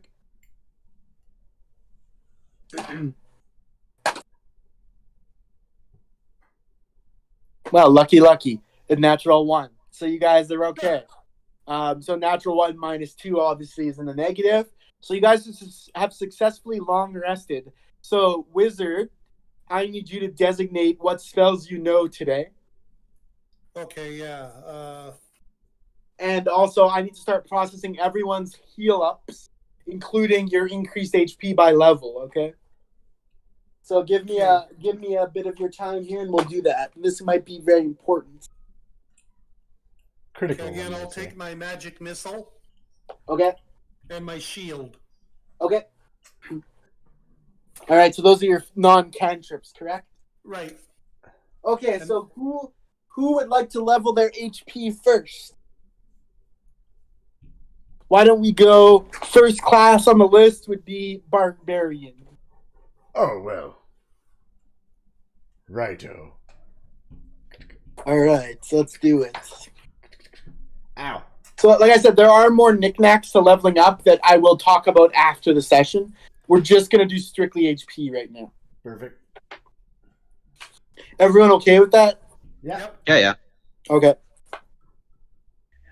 Okay, Barbarian, you have your hit dice is 1d12, or you may take 7 if you don't wish to gamble.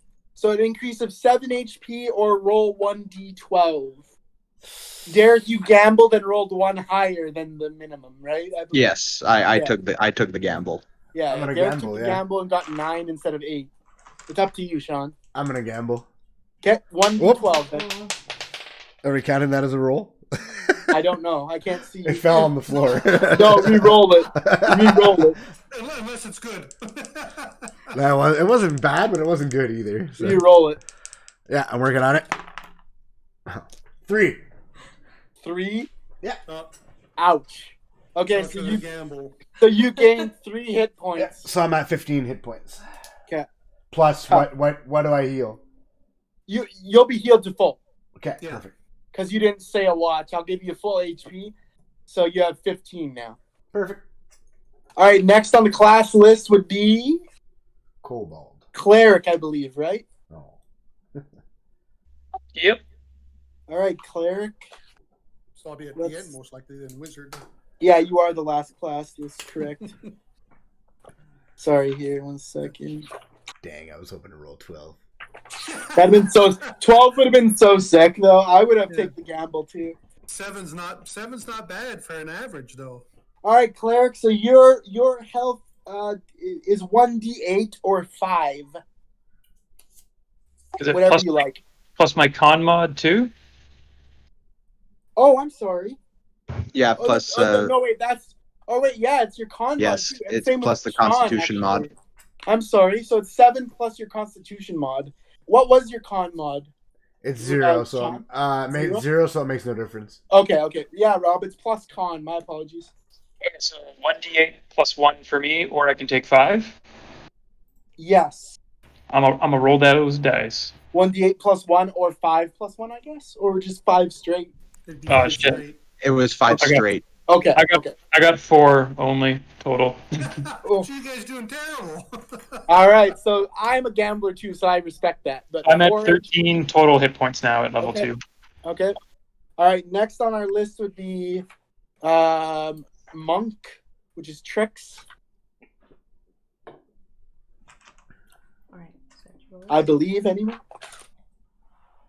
Monk, you Or have I'm not. Just wait. 1d8 plus your Constitution or 5 as well. So what is your Constitution modifier? Plus 1. Plus 1. Okay, so you can take 1d8 plus 1 or 5. Oh, no, it that means. 1d8 plus 1 is she would roll a d8 plus 1. Yeah. Okay, so you either can take 5 HP and not gamble, or you can roll a Higher. d8, a sided dice, and add 1 to it for the gamble. Is this the 8? Is that the So 8? you could end up rolling like a 1, right? And then you'd only 1, get 2. yeah, exactly. Yeah. So it's up to But you. you could roll an 8 and get 9. You get 9. Yeah. Which is almost 2 level ups worth, in a sense. So it's up to you. If you gamble, God. are you going to gamble? Yeah, I guess. You're going to Why not? gamble? Cool. Go for it. 3? So 3? plus 1. Plus 1, so 4. So 4. Well, it's So you one guys under. are all rolled under the average right now. Under, yeah. Which So puts you to 4. what? Trish is, so HP you have 9. So 10, 11, 12, 13 HP now. And did Yeah. she heal up entirely? She Yeah, was yeah. pretty low. Yeah, she did not. Yeah, I'm going to give her a full heal. Yeah. Okay. So Paladin is next. That is Gal. Gal, you may have 4. 1d10 or 6. So 1d10 plus Constitution or 6. I'm gonna take 6. What's your Constitution mod? I think it's plus 2. You're going to take 6? Yeah, I'm not. Okay. Oh wait, Alex. Yeah. For the purpose of adding, I misinterpreted the modifier. So the modifier is like your final hit points. It's not like adding to. Are you sure? So It says- the hit dice are. Oh, I see. Cumulative. Yeah. But that I see. modifier, it'll increase per level, but it's like that's static. Whereas the hit points, that's the thing that's becoming cumulative. Okay, so there is no plus to it, is what you're saying. Yeah, for the final hit points there are. Yeah, sorry, I shouldn't have brought that in. That's okay. No, because it is confusing. It says 1dx plus Constitution modifier per level. So it seems like it adds. Oh, maybe it does. Yeah. It seems like it adds. I usually just do this all like automatically through the app. So It suggests to me that it adds because it says 1d plus per level. That would seem to add to it. If it's, I'll treat it like it adds until I learn otherwise. Okay. So maybe next level you guys get less, but I treat it like it adds, as long as you don't take the average, right? We all got lower anyway, so I don't think So, it really so matters. Jesse, you're taking 6 flat. Yeah, I'm not gonna roll this time. Okay. So that puts Jesse at what exactly then? I had 12, so now I have 18. Okay. Nice. Next is Ranger. That'd be Kyle. Kyle, you've got 1d10 plus Constitution.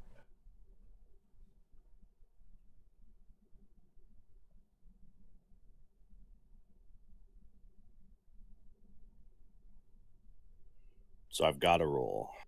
All right. Mm-mm. No, Oh, you sorry. can take the Or average. 6. My apologies. Or 6. Or 6. Yeah, I thought that came through, but I guess not. Okay.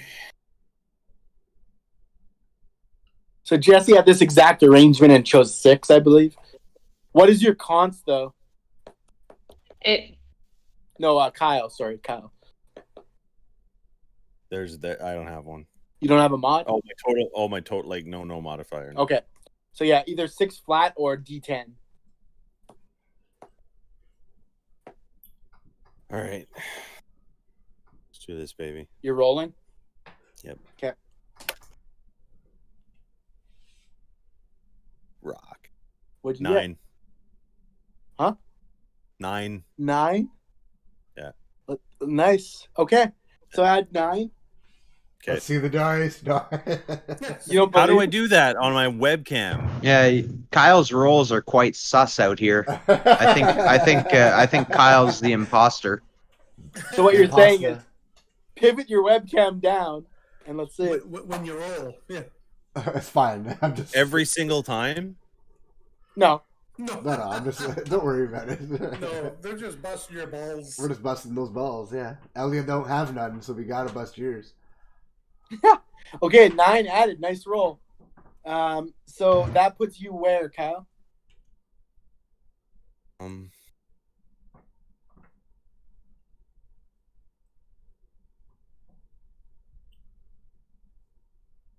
19. Nice. Okay, and we've already done. Derek, you've already leveled up, but you are closer to 3 than anybody else. Yeah, So, buddy. And last but not least, if I'm not mistaken, we have Aljax, right? Wizard. Yep. Okay, Wizard. Let me see here. Wizard, you get 1d6 plus Constitution or 4 1d6 plus Constitution. modifier or 4. And my Constitution is +1. Okay, so you'd have 1d6 plus 1 or 4. And I'll roll in. Okay. 5. So +1. Would I make it 6 then? Yep. Nice job. Okay. And that's Okay. why you gamble, folks. Yeah. So I'm 7. So I go to 13. Yep. Maybe you're only one below what they're offering. I know, That's I not know. bad. With great power comes great responsibility, guys. Okay, there. Peter. Uncle Ben. Okay. Uncle Owen and Blue Get me my blue milk. milk, yeah. Okay, guys, that'll do it for the level up process for tonight. As I say, we will probably get to the end of this, and then I'll call it, depending on how we are. And then we'll deal with level ups and the next leg of our journey next week. So here we are. The camp is we can break camp now, and head to the graveyard if that's what the plan is. I think that's still the plan. Yeah. Okay. That's You guys want to see it through? Yeah, let's see it through. Why not? Okay. We approaching with caution? Much caution? No, reckless abandon for our lives. Of course, with caution. Just got to specify, Okay. you know, harsh again. Okay, so as you guys approach, it's midday, just like, the sun's up. It's a bit gloomy, and the grass is slightly overgrown as you approach. There's a series of headstones. If you guys like, you can read some of these headstones, or at least try to. It's high noon. Or you can pass it by and look for a more obvious thing. Or, Jesse, you have ability to locate, to locate evil, right? Divine So- energy, Yeah, I great can energy. sense. So you may win, but it can't go through the ground or anything, right? So for now, maybe hold that at bay. Do you guys want to have a read of the tombstones? Yes. I want to find Yep. Valentine's grave. Okay, so you guys are scanning the tombstones. Most of them are damaged, or weathered by age. There is one you can see. It says, Bertold Valentine, my son, not gone but lost. I wish I did better. And that seems like a very strange thing to write on a tombstone, but there it is, Bertold Valentine, and he was only 12 years old. So a small child,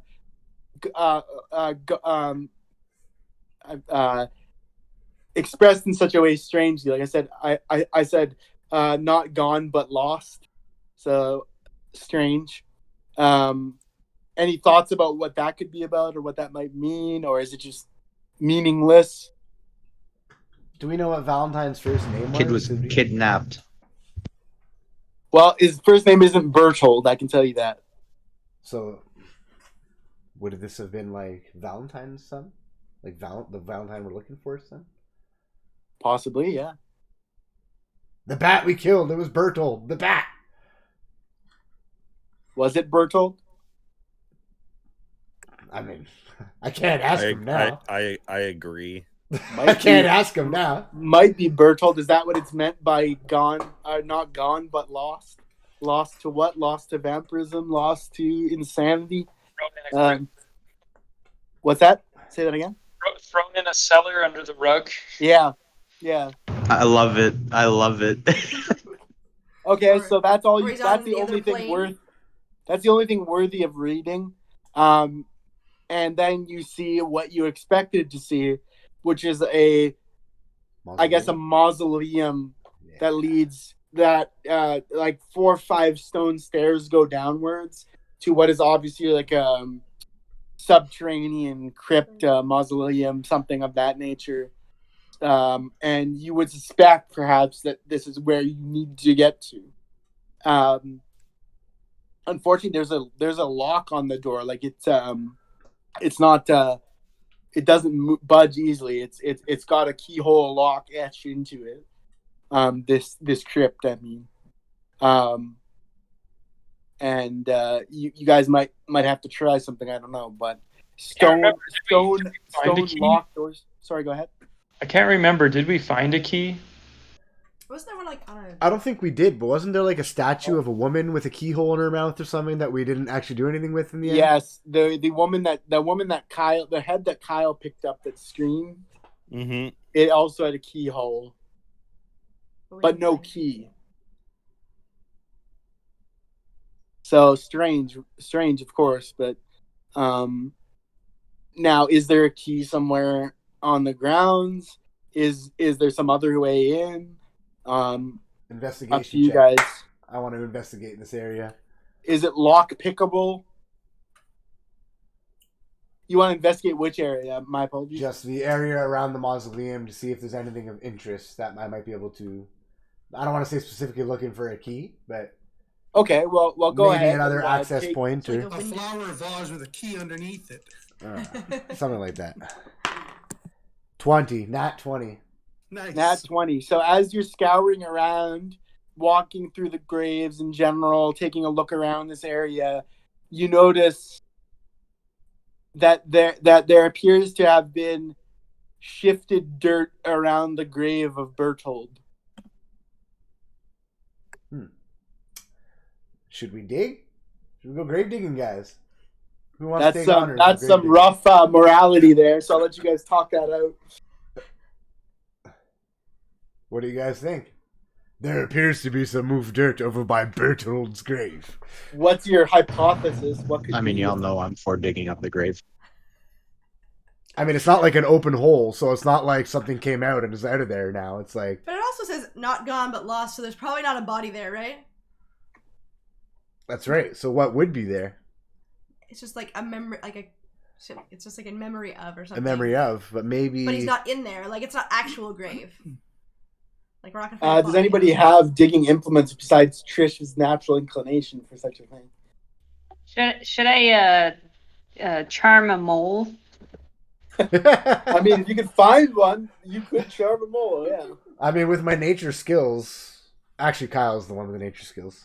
My bad. They're not that great. I mean, they're okay. I mean, you'd have to go and stake out and hope you can urge a mole on. I might even have to Wikipedia what moles do, you know, like what they're attracted to. I don't Trish, know. As a kobold, just dig it? Can I just dig it? Do you want to dig it? It's probably empty. I'm assuming there's nothing in there. But then what is in there? Why would you She'll need help if she's going to dig this up.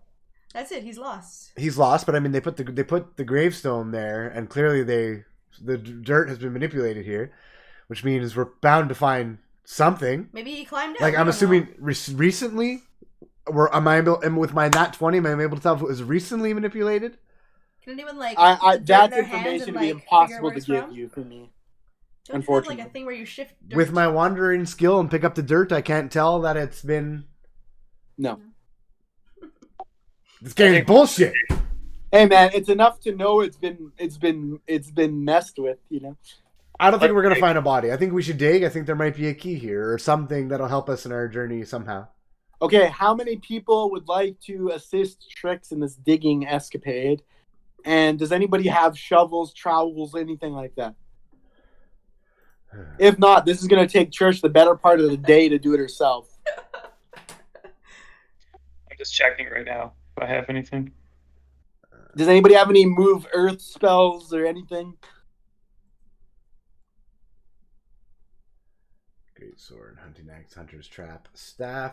Can I go check the servant's shed, servant's shack, see if there's any tools, shovels? Sure. You want to head back that way? Or the greenhouse or anything? Do you want to head back that way?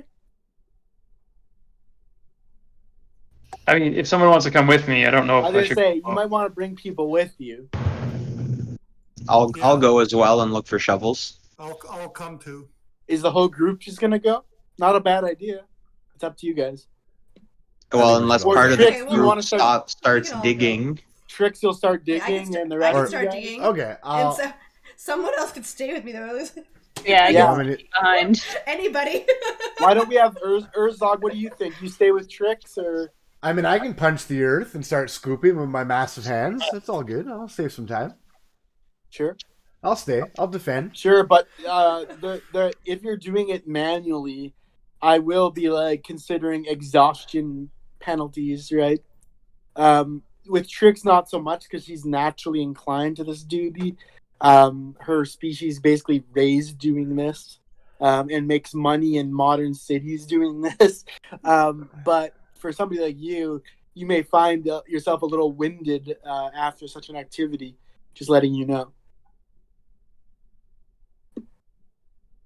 I think Trix gets started, and we'll see if we can find shovels and help you Okay, out. right started now and I I'm will going to stand project there. it's at least a 3-hour claw digging adventure, if not longer.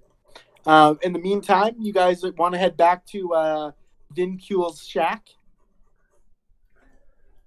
Yes. Okay. Yeah. All right, so I have no need of pushing you guys apart in the chat for this. But as you guys are heading back towards Vincul's shack, it's not too far away. But you do hear noises like you've heard the whole time you've been here. At this point, maybe not so unnerving because you're of the opinion, at least, that these are just manifestations of illusory nature, at least based on what Arthur said, right? That these are illusions designed to like drive people mad or whatever.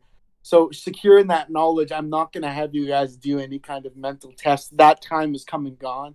You guys know what you're up against. So I'll have you guys make your way into Vincul's servants' quarters.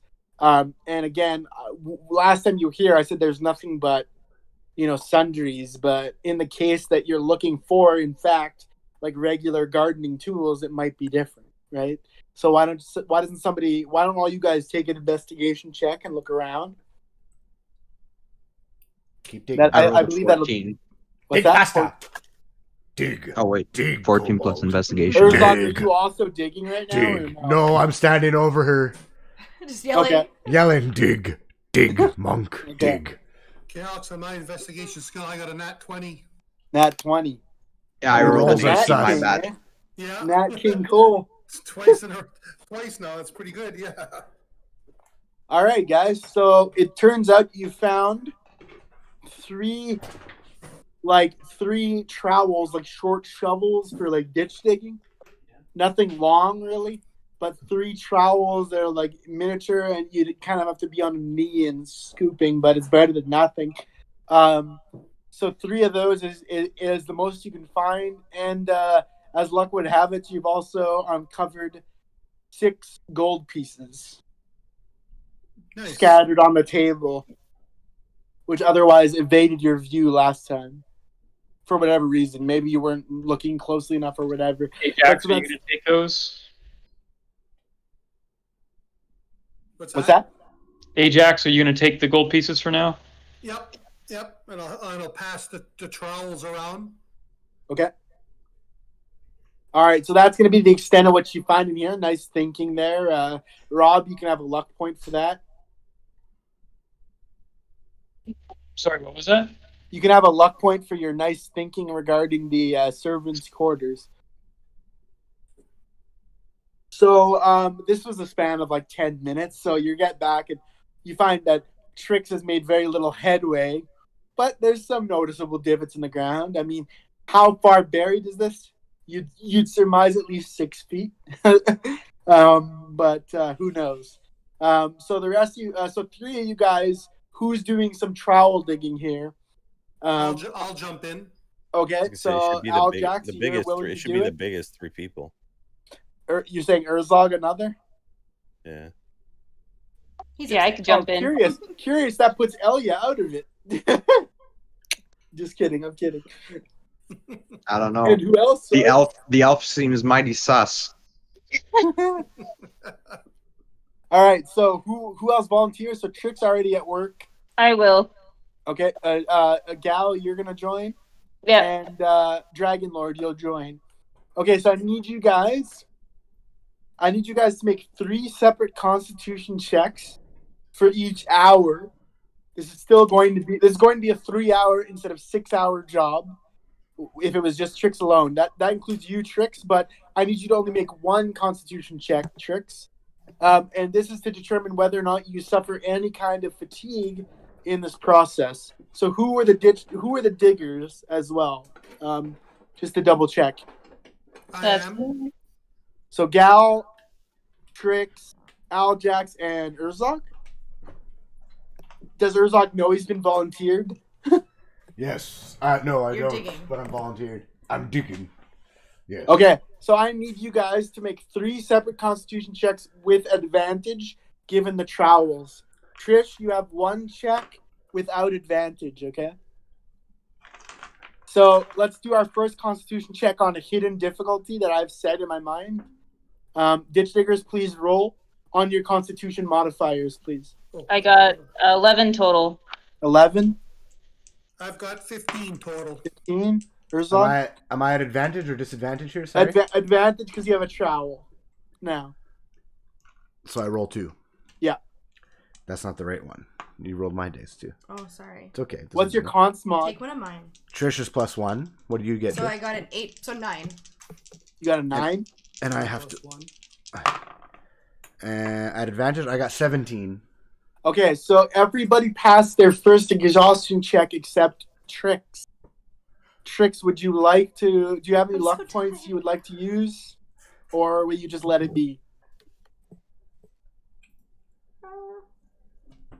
Well, how high? Well, I don't know how high I have to be. You don't know. I can't tell you that. I would just let it be. Somebody else can take the trouble. All from right, it. fine. Okay, so you will have exhaustion, which will be, I mean, you already have disadvantage on dexterity and hit rolls. You will also have disadvantage on all other physical checks until you sleep. Okay, so that you have disadvantage on like every roll right now, and it will. So that's not great, but you might want to hand off the trowel to somebody else. Or sorry, you don't have a trowel. You have claws. You can keep going if you want, because the other people have rolls. But because you failed the first exhaustion check, I'll have to ask you to make another one if you feel like digging still. And further exhaustion could lead to health loss or other negative effects. Okay. Yeah, let's take a break and let them dig. Okay. Okay, guys. So the rest of you 3 with their trowels, please roll for the second hour of digging. With advantage still, yeah, because the trap. Yep. 17. Okay. I got 14 total. Okay. 12. Okay. Those all passed. So now Trix has taken a break. So I'm gonna have to ask one person to fill in for her work in order to keep this on pace for 3 hours. Will somebody take double the load, which means double the roll on the final exhaustion check, or does somebody that's not digging want to add themselves in without a trowel? There's only 3 trowels, so it's up to you guys. I can You'll volunteer a double load. I'll volunteer a double load if nobody else Urzok will wants. take double load. So you guys roll for the last and final hour on Constitution, and Urzog, you roll twice, once with disadvantage and once without, please. Okay. Yeah, I got 13. Okay. Nat 20. Okay. That'll be my advantage roll. Yep. And then once with disadvantage. No, once with regular, please. Once with regular. Okay, so that was advantage, and then once regular. Yep. 11. Okay. Good enough. Well done. Jesse, how was your roll? It was 4 total. 4. Yeah. Okay, so unfortunately you have succumbed to exhaustion at the last leg of this. I'm giving you disadvantage on all physical checks, so that would be strength and dexterity based checks. Potentially to hit rolls, okay? Potentially. We'll see. Case by case, depending on what kind of hit you're trying to make. That's presuming you guys don't want to go back and sleep, which I'm assuming you don't want to, because it serves little purpose rather than to clear exhaustion, but it's up to you guys. So it is now like midday. It is like 4 p.m., edging towards 5, and you've dug up this coffin. And so nice work, you guys. Some exhaustion befalled some of you guys, but who would like to open this coffin? It is a child's coffin. It is not of normal size. I'll have to open it. Aljax, you'll open it? Yep. Okay, so you guys haul it out. You guys haul it out covered in dirt together and place it on the ground. It's light, but maybe that's not surprising if it's the bones of a child. There are some concerns you might think of curses befalling grave diggers. I'm assuming you heed very little of this at this point, considering where we've got in this process.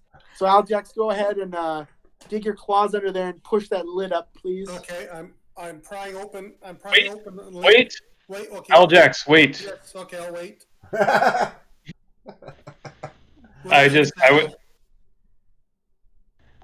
I would like. Say a prayer, Rob. Say a prayer, Rob. Yeah. Gal, would you please? This is something that maybe you should check. Or the evil check. Yeah, I can do. I can. As long as you pry the lid a bit open, she can fire it through there, so to speak, right? Okay, well, it's a crack open. Yeah. I'll allow it. Are you checking? I think I don't hear her anymore. Yeah, I think she's looking stuff up right now. Oh, okay. I think. I thought she was talking. They reviewed it, okay. No, not behind total cover. Oh, okay. So yeah, as long as there's a little sliver is all you need. I guess. Yeah, I'll allow it. Yeah, so I'm gonna action my divine sense. Okay. So it doesn't. So I can sense anything affected by a house spell, or know the location of anything like a celestial fiend or undead. Okay, so you detect no undead. However, you do detect a small maleficent object, which is to say a small object imbued with dark energy.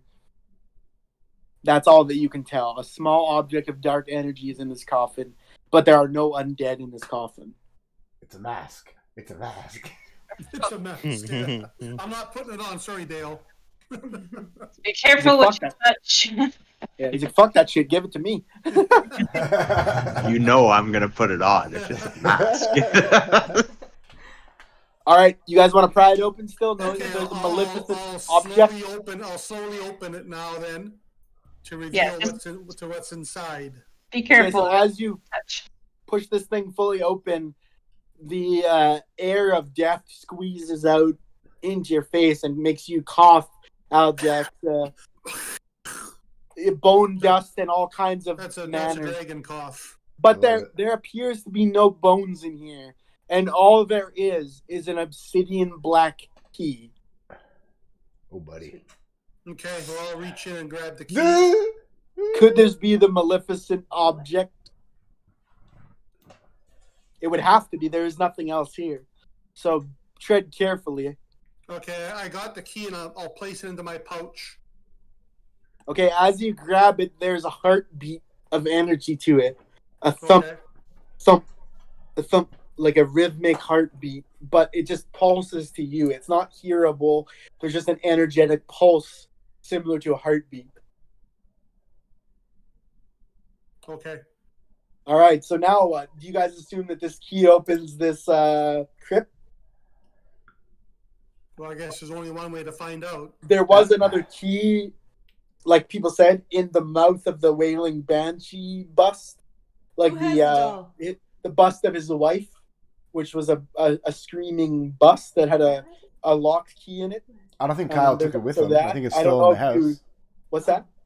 Kyle didn't take it with him. It's still in the house, right? It's still in the house. Yeah, nobody took the bust. Mm-hmm. That was in the laboratory. Yeah. Well, we either I think the stairs are all destroyed, right? So I The don't stairs think are destroyed. We can't even get back up there. Unfortunately, it would take rather feat of acrobatics to get back there. Which is potentially unfortunate because who knows what would have been in there. Who knows? Could it have been a fail-safe for a vampire that wished he wasn't a vampire? I guess we'll never know. A vial of holy water, maybe. Like the vampire's version of a cyanide pill. Who knows? But for now, couldn't we charm a raven to take the key and go fly and retrieve? Huh? It's not impossible. Huh? She can't speak to the ravens, but can charm them and hope they understand. Kyle can. Kyle can speak to animals. Okay. I can't speak to animals. Now, I'm not saying it wouldn't understand. It just, you can imagine complex instructions may be too much, unless said raven was a druid in disguise. Perhaps maybe then. But there's no way to really tell.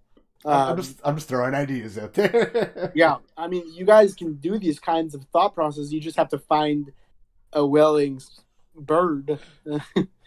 And it's not like I can pull one out of thin air for you guys, right? But bird friends. To the crypt?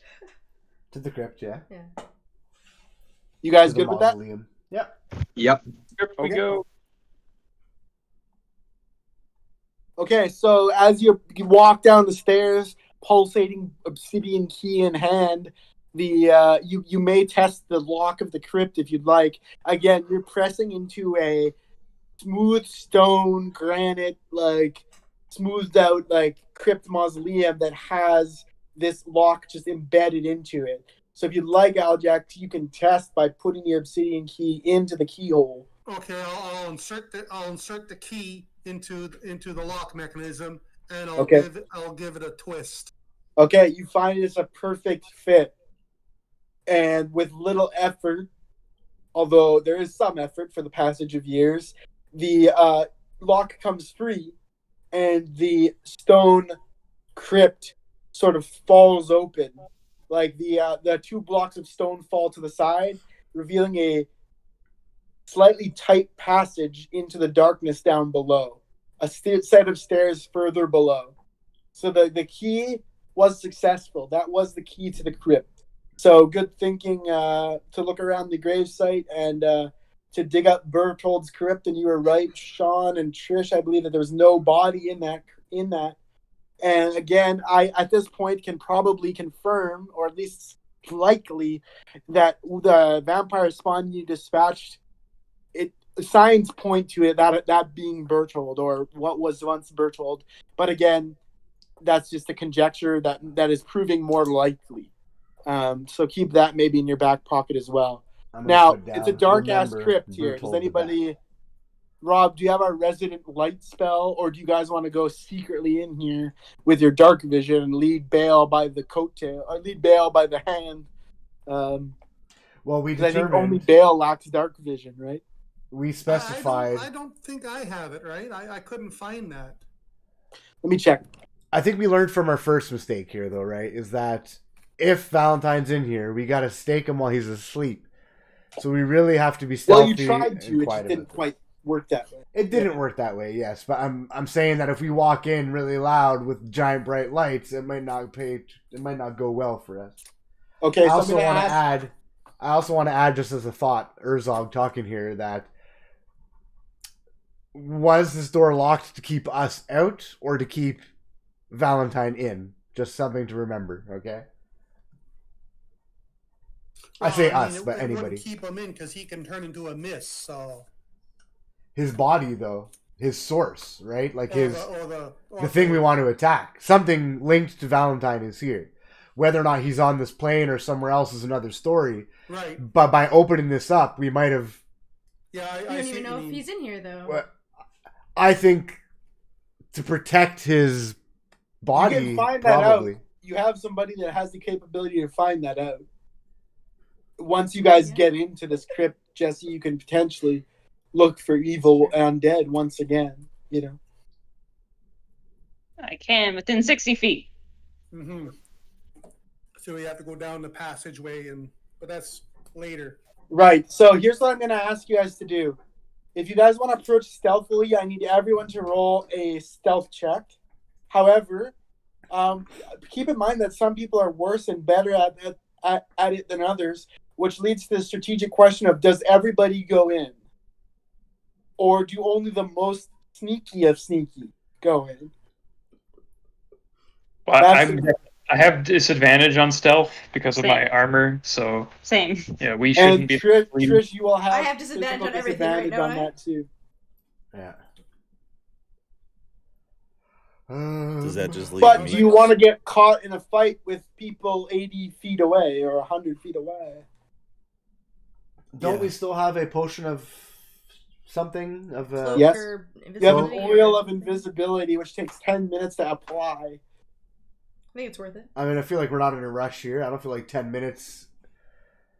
Maybe we can. I don't know. It lasts for 5 minutes Yeah, I have that if somebody wants to use it. In my of pouch. pure invisibility. By the way, Yeah. 5 minutes of pure 5 invisibility. minutes, yeah. That ethereal oil. Somebody with dark vision, and Well, maybe that- not at a disability. Maybe not at a at Disadvantage. disadvantage. So what do we got? What do we got, guys? We got Alia then, right? Unless I have it, I I'm couldn't looking find, that up. Yeah, I'm I looking couldn't that find that. I do have dark vision, but when I have a -2 on stealth, it's based on your dex modifier. So this is something that Bale or Kyle may be better at if they have. Nope, dark I don't vision. have dark vision, bro. I'm human. Does Kyle Hell have yeah. dark vision? Are you ready to get invisible? Unless I have, then I'd be fine. But I don't think I do. Why am I having such trouble finding races now? Do you have dark vision, Kyle? Yeah. And what's your dex modifier? Yeah. I think it's page 32, Alex. In that My notebook. Because your stealth is based on your what's your stealth modifier based on your dex? my dex modifier is +3. My stealth is +5. Oh, bro, Wow, he's you have the dark guy. vision. You are the guy for this. Start applying the invisibility potion, bro. Trix would also be the kobold for it if she wasn't concussed and If she- exhausted. Yeah, and exhausted. Okay, here you go, Kyle. Here's the vial of oil of invisibility. So you need to apply this to every piece of gear you bring and your entire body. So you may want to travel light, or you can try to fit enough invisibility oil on everything. I can't say for sure whether it will be enough to cover all you got. So He's not heavy maybe you armored, is he? maybe you consider leaving the bow and taking the stake, leaving the sword, or whatever, what have you. Because if whatever you don't apply the oil to will be visible, right? Right. So apply it to all your stuff that you're taking with you.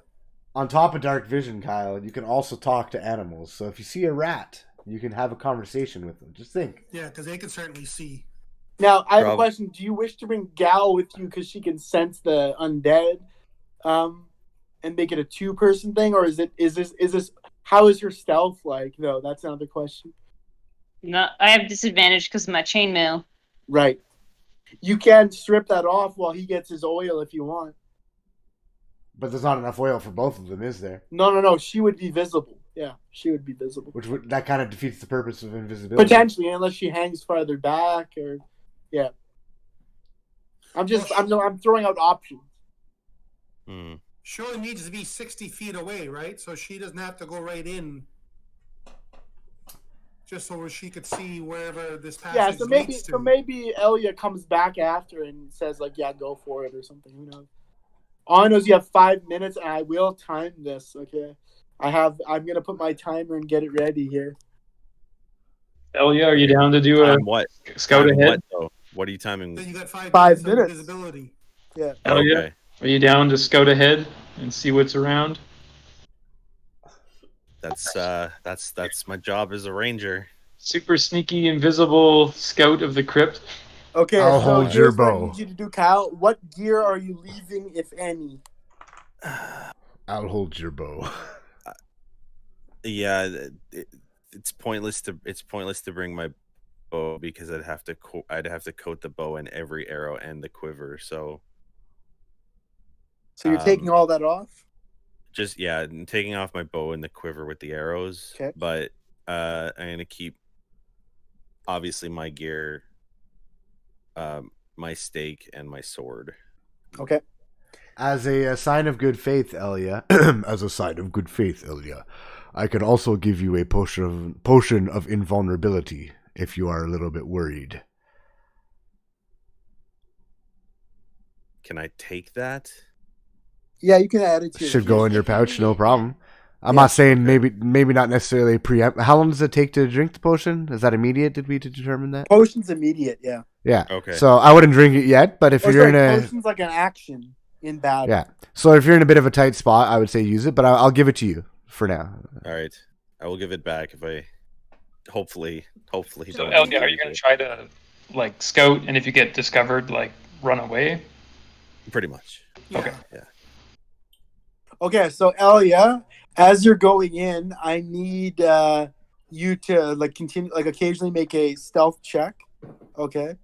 So I'm gonna ask you Alex, to make there's my +3 for Dex, but it says +5 for yeah. So that's a What am I total. rolling That's with? proficiency plus Dex already added. So So- am I at +8 or No, just plus five. It'll be plus plus five. five? Oh, Plus okay, five, okay. So I'm gonna ask you to make an initial stealth check as you make your first entry, and I'm going to time 5 minutes. So just be advised, I'll do a real time 5 minutes Okay, for this and exploration process. just regular may- D20 plus the 5, right? Yep. Okay. And this is to make first entry. So 5 minutes starts now.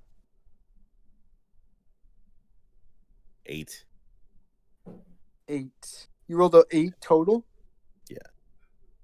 Okay.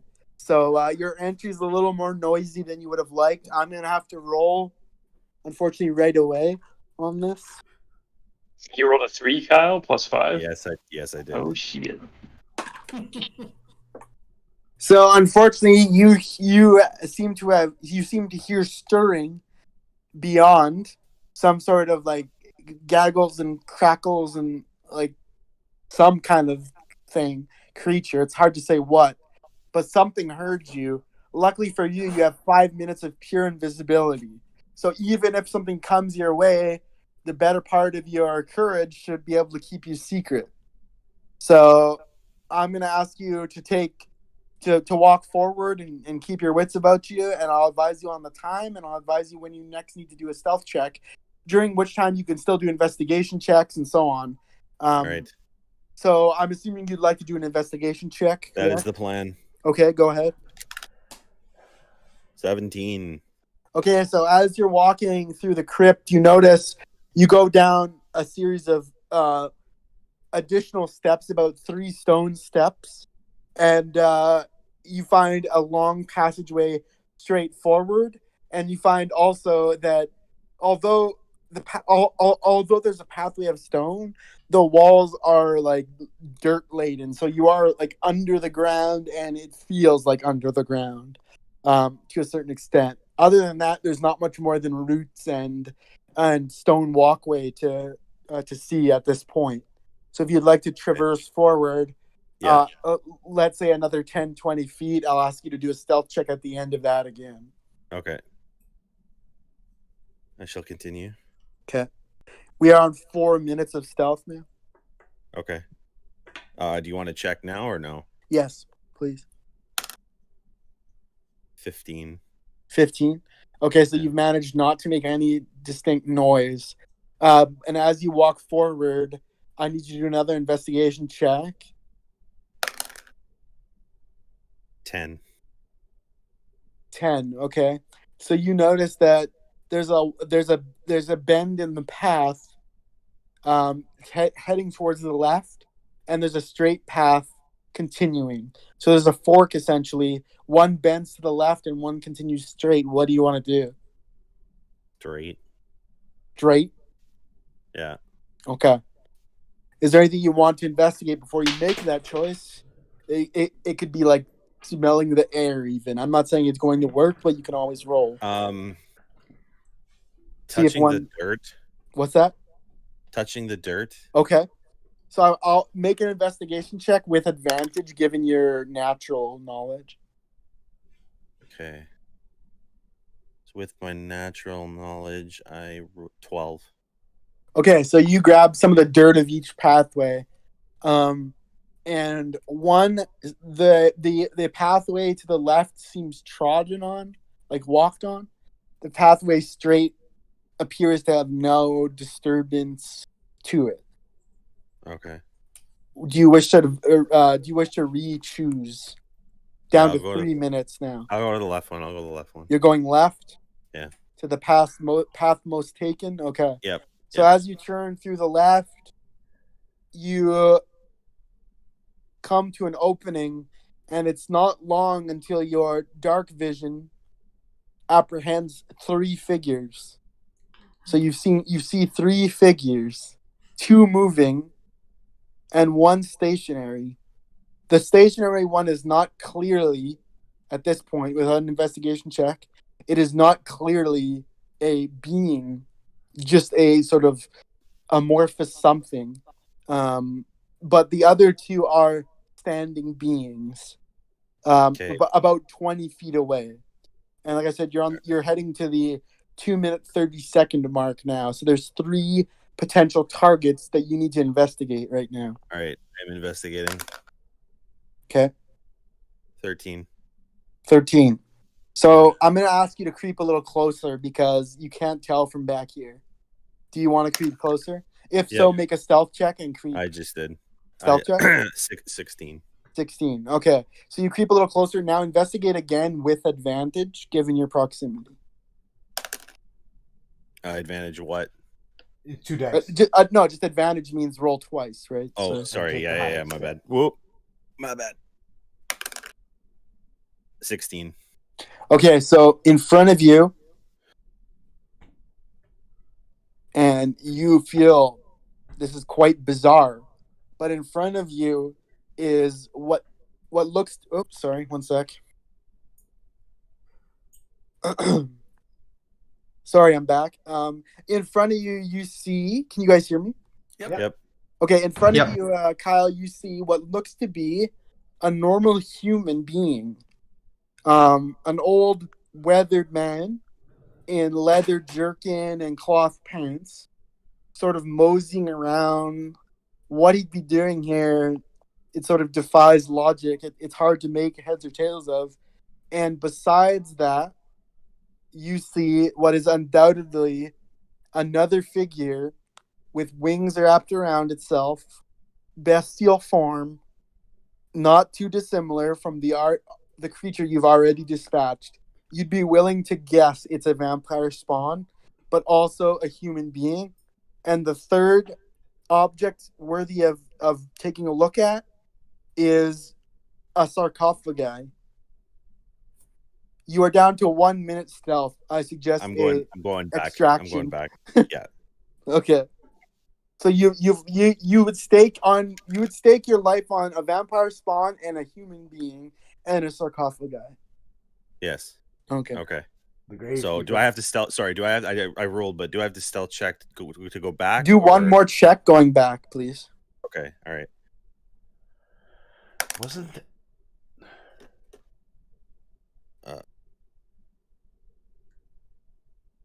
Oh, I guess it's 20. I was gonna say 15, but I have 5 on the stealth, right? Yeah, so you're good. So you'll make it back just as your invisibility is running out. So you can report your findings. Obviously, everyone hears that, but for the sake of playing the character, go ahead and let them know what you found, and you guys can strategize from there. So stuff happened down there. Classic Kyle Combs. Not the most graceful entrance. I don't know if you guys heard that. Oh, we heard. Okay, great. All right, so I made a good stealthy impression, good thief impression right out the gate.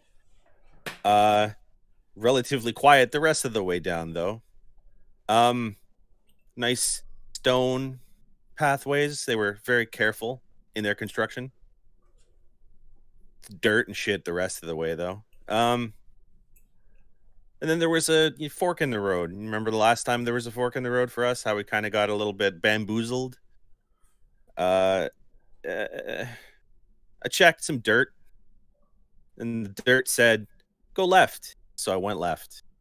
It didn't say go straight. It said go left. I'm like, all right, sounds good. Sounds good.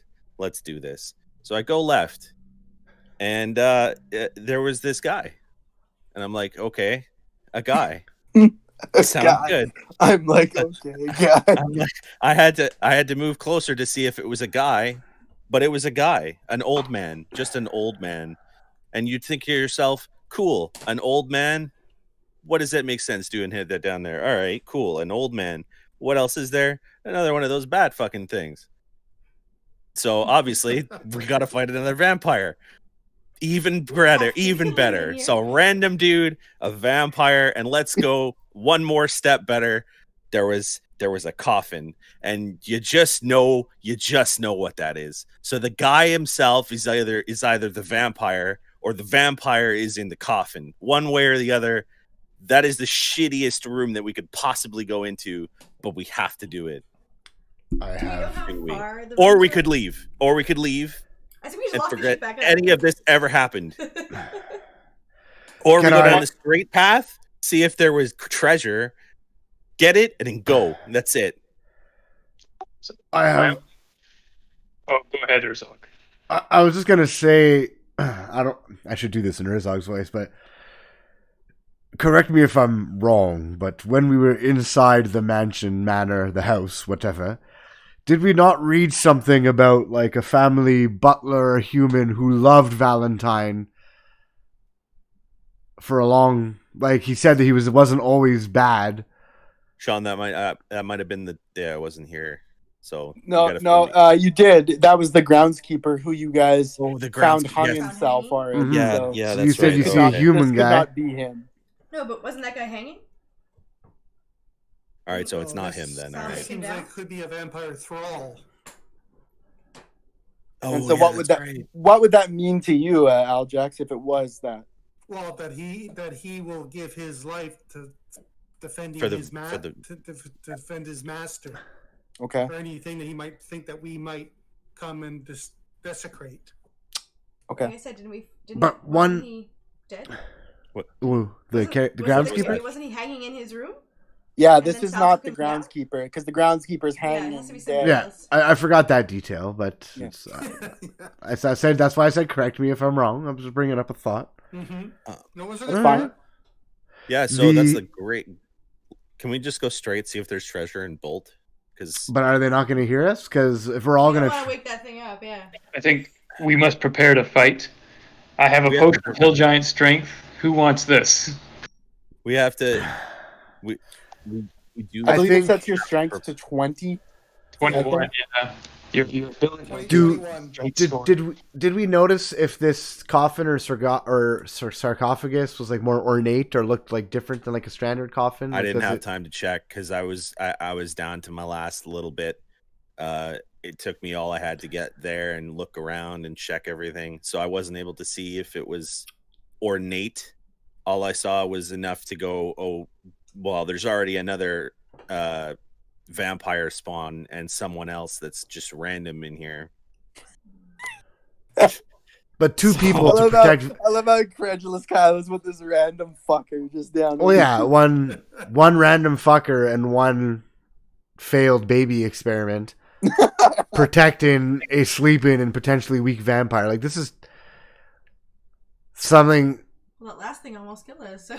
Well, yeah, but we also, if it wasn't for those rolls at the end, we almost murdered it almost unscathed too. So let's not get it sideways. Like we had it within 2 HP and basically took no damage. But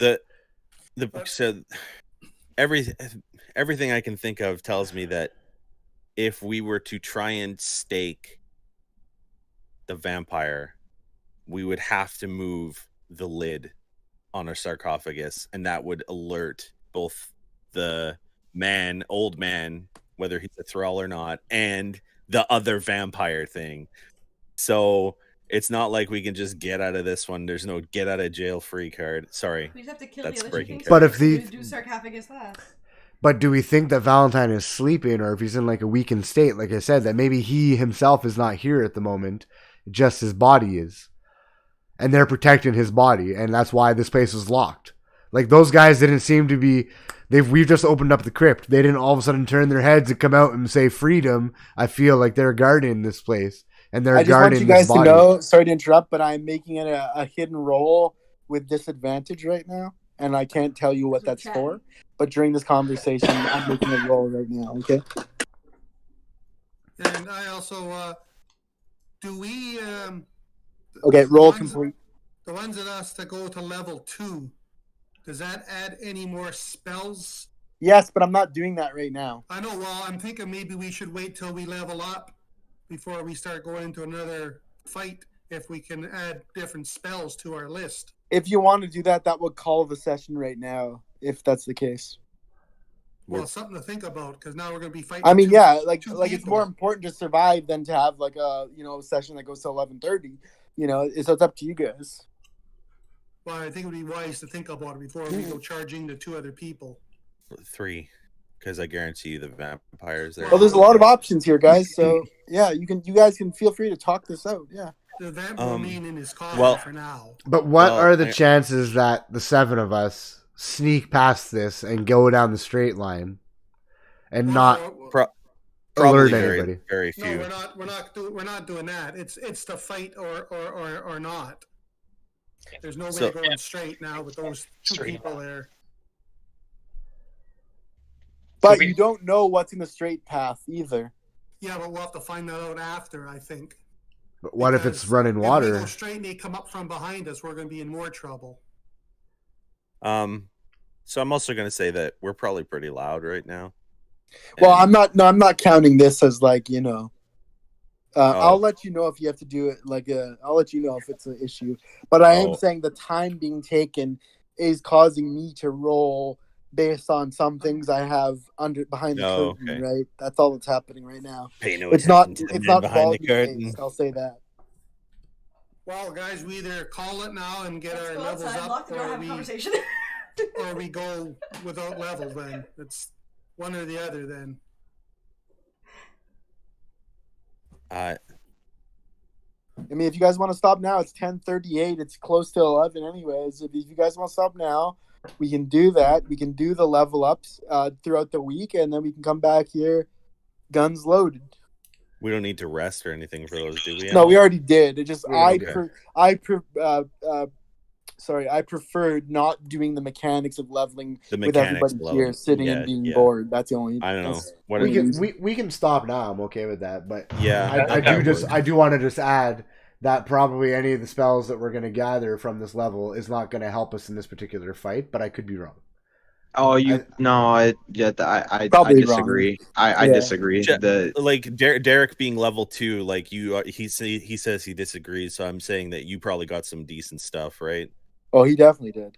But if Okay, we yeah, don't but hit you with the warlocks heart while they're warlocks asleep- level a little differently than the rest They of do. everyone They else. do. okay, then. Okay. Well, that everyone- means everyone for our calling wizard it probably now, would too, though. Raise your So hands, please. Everyone for calling it now in favor of a level up throughout the week and Yeah, a we'll return call it to now. this final battle. Hands up. Okay, majority has it. We're calling I it. can't Thanks, do guys. All right. Yeah, we'll call it so Alright. everyone can get their levels. All right, Thanks, guys. Thanks, guys. Thanks a lot. Good round. Good session. Good job. session. See.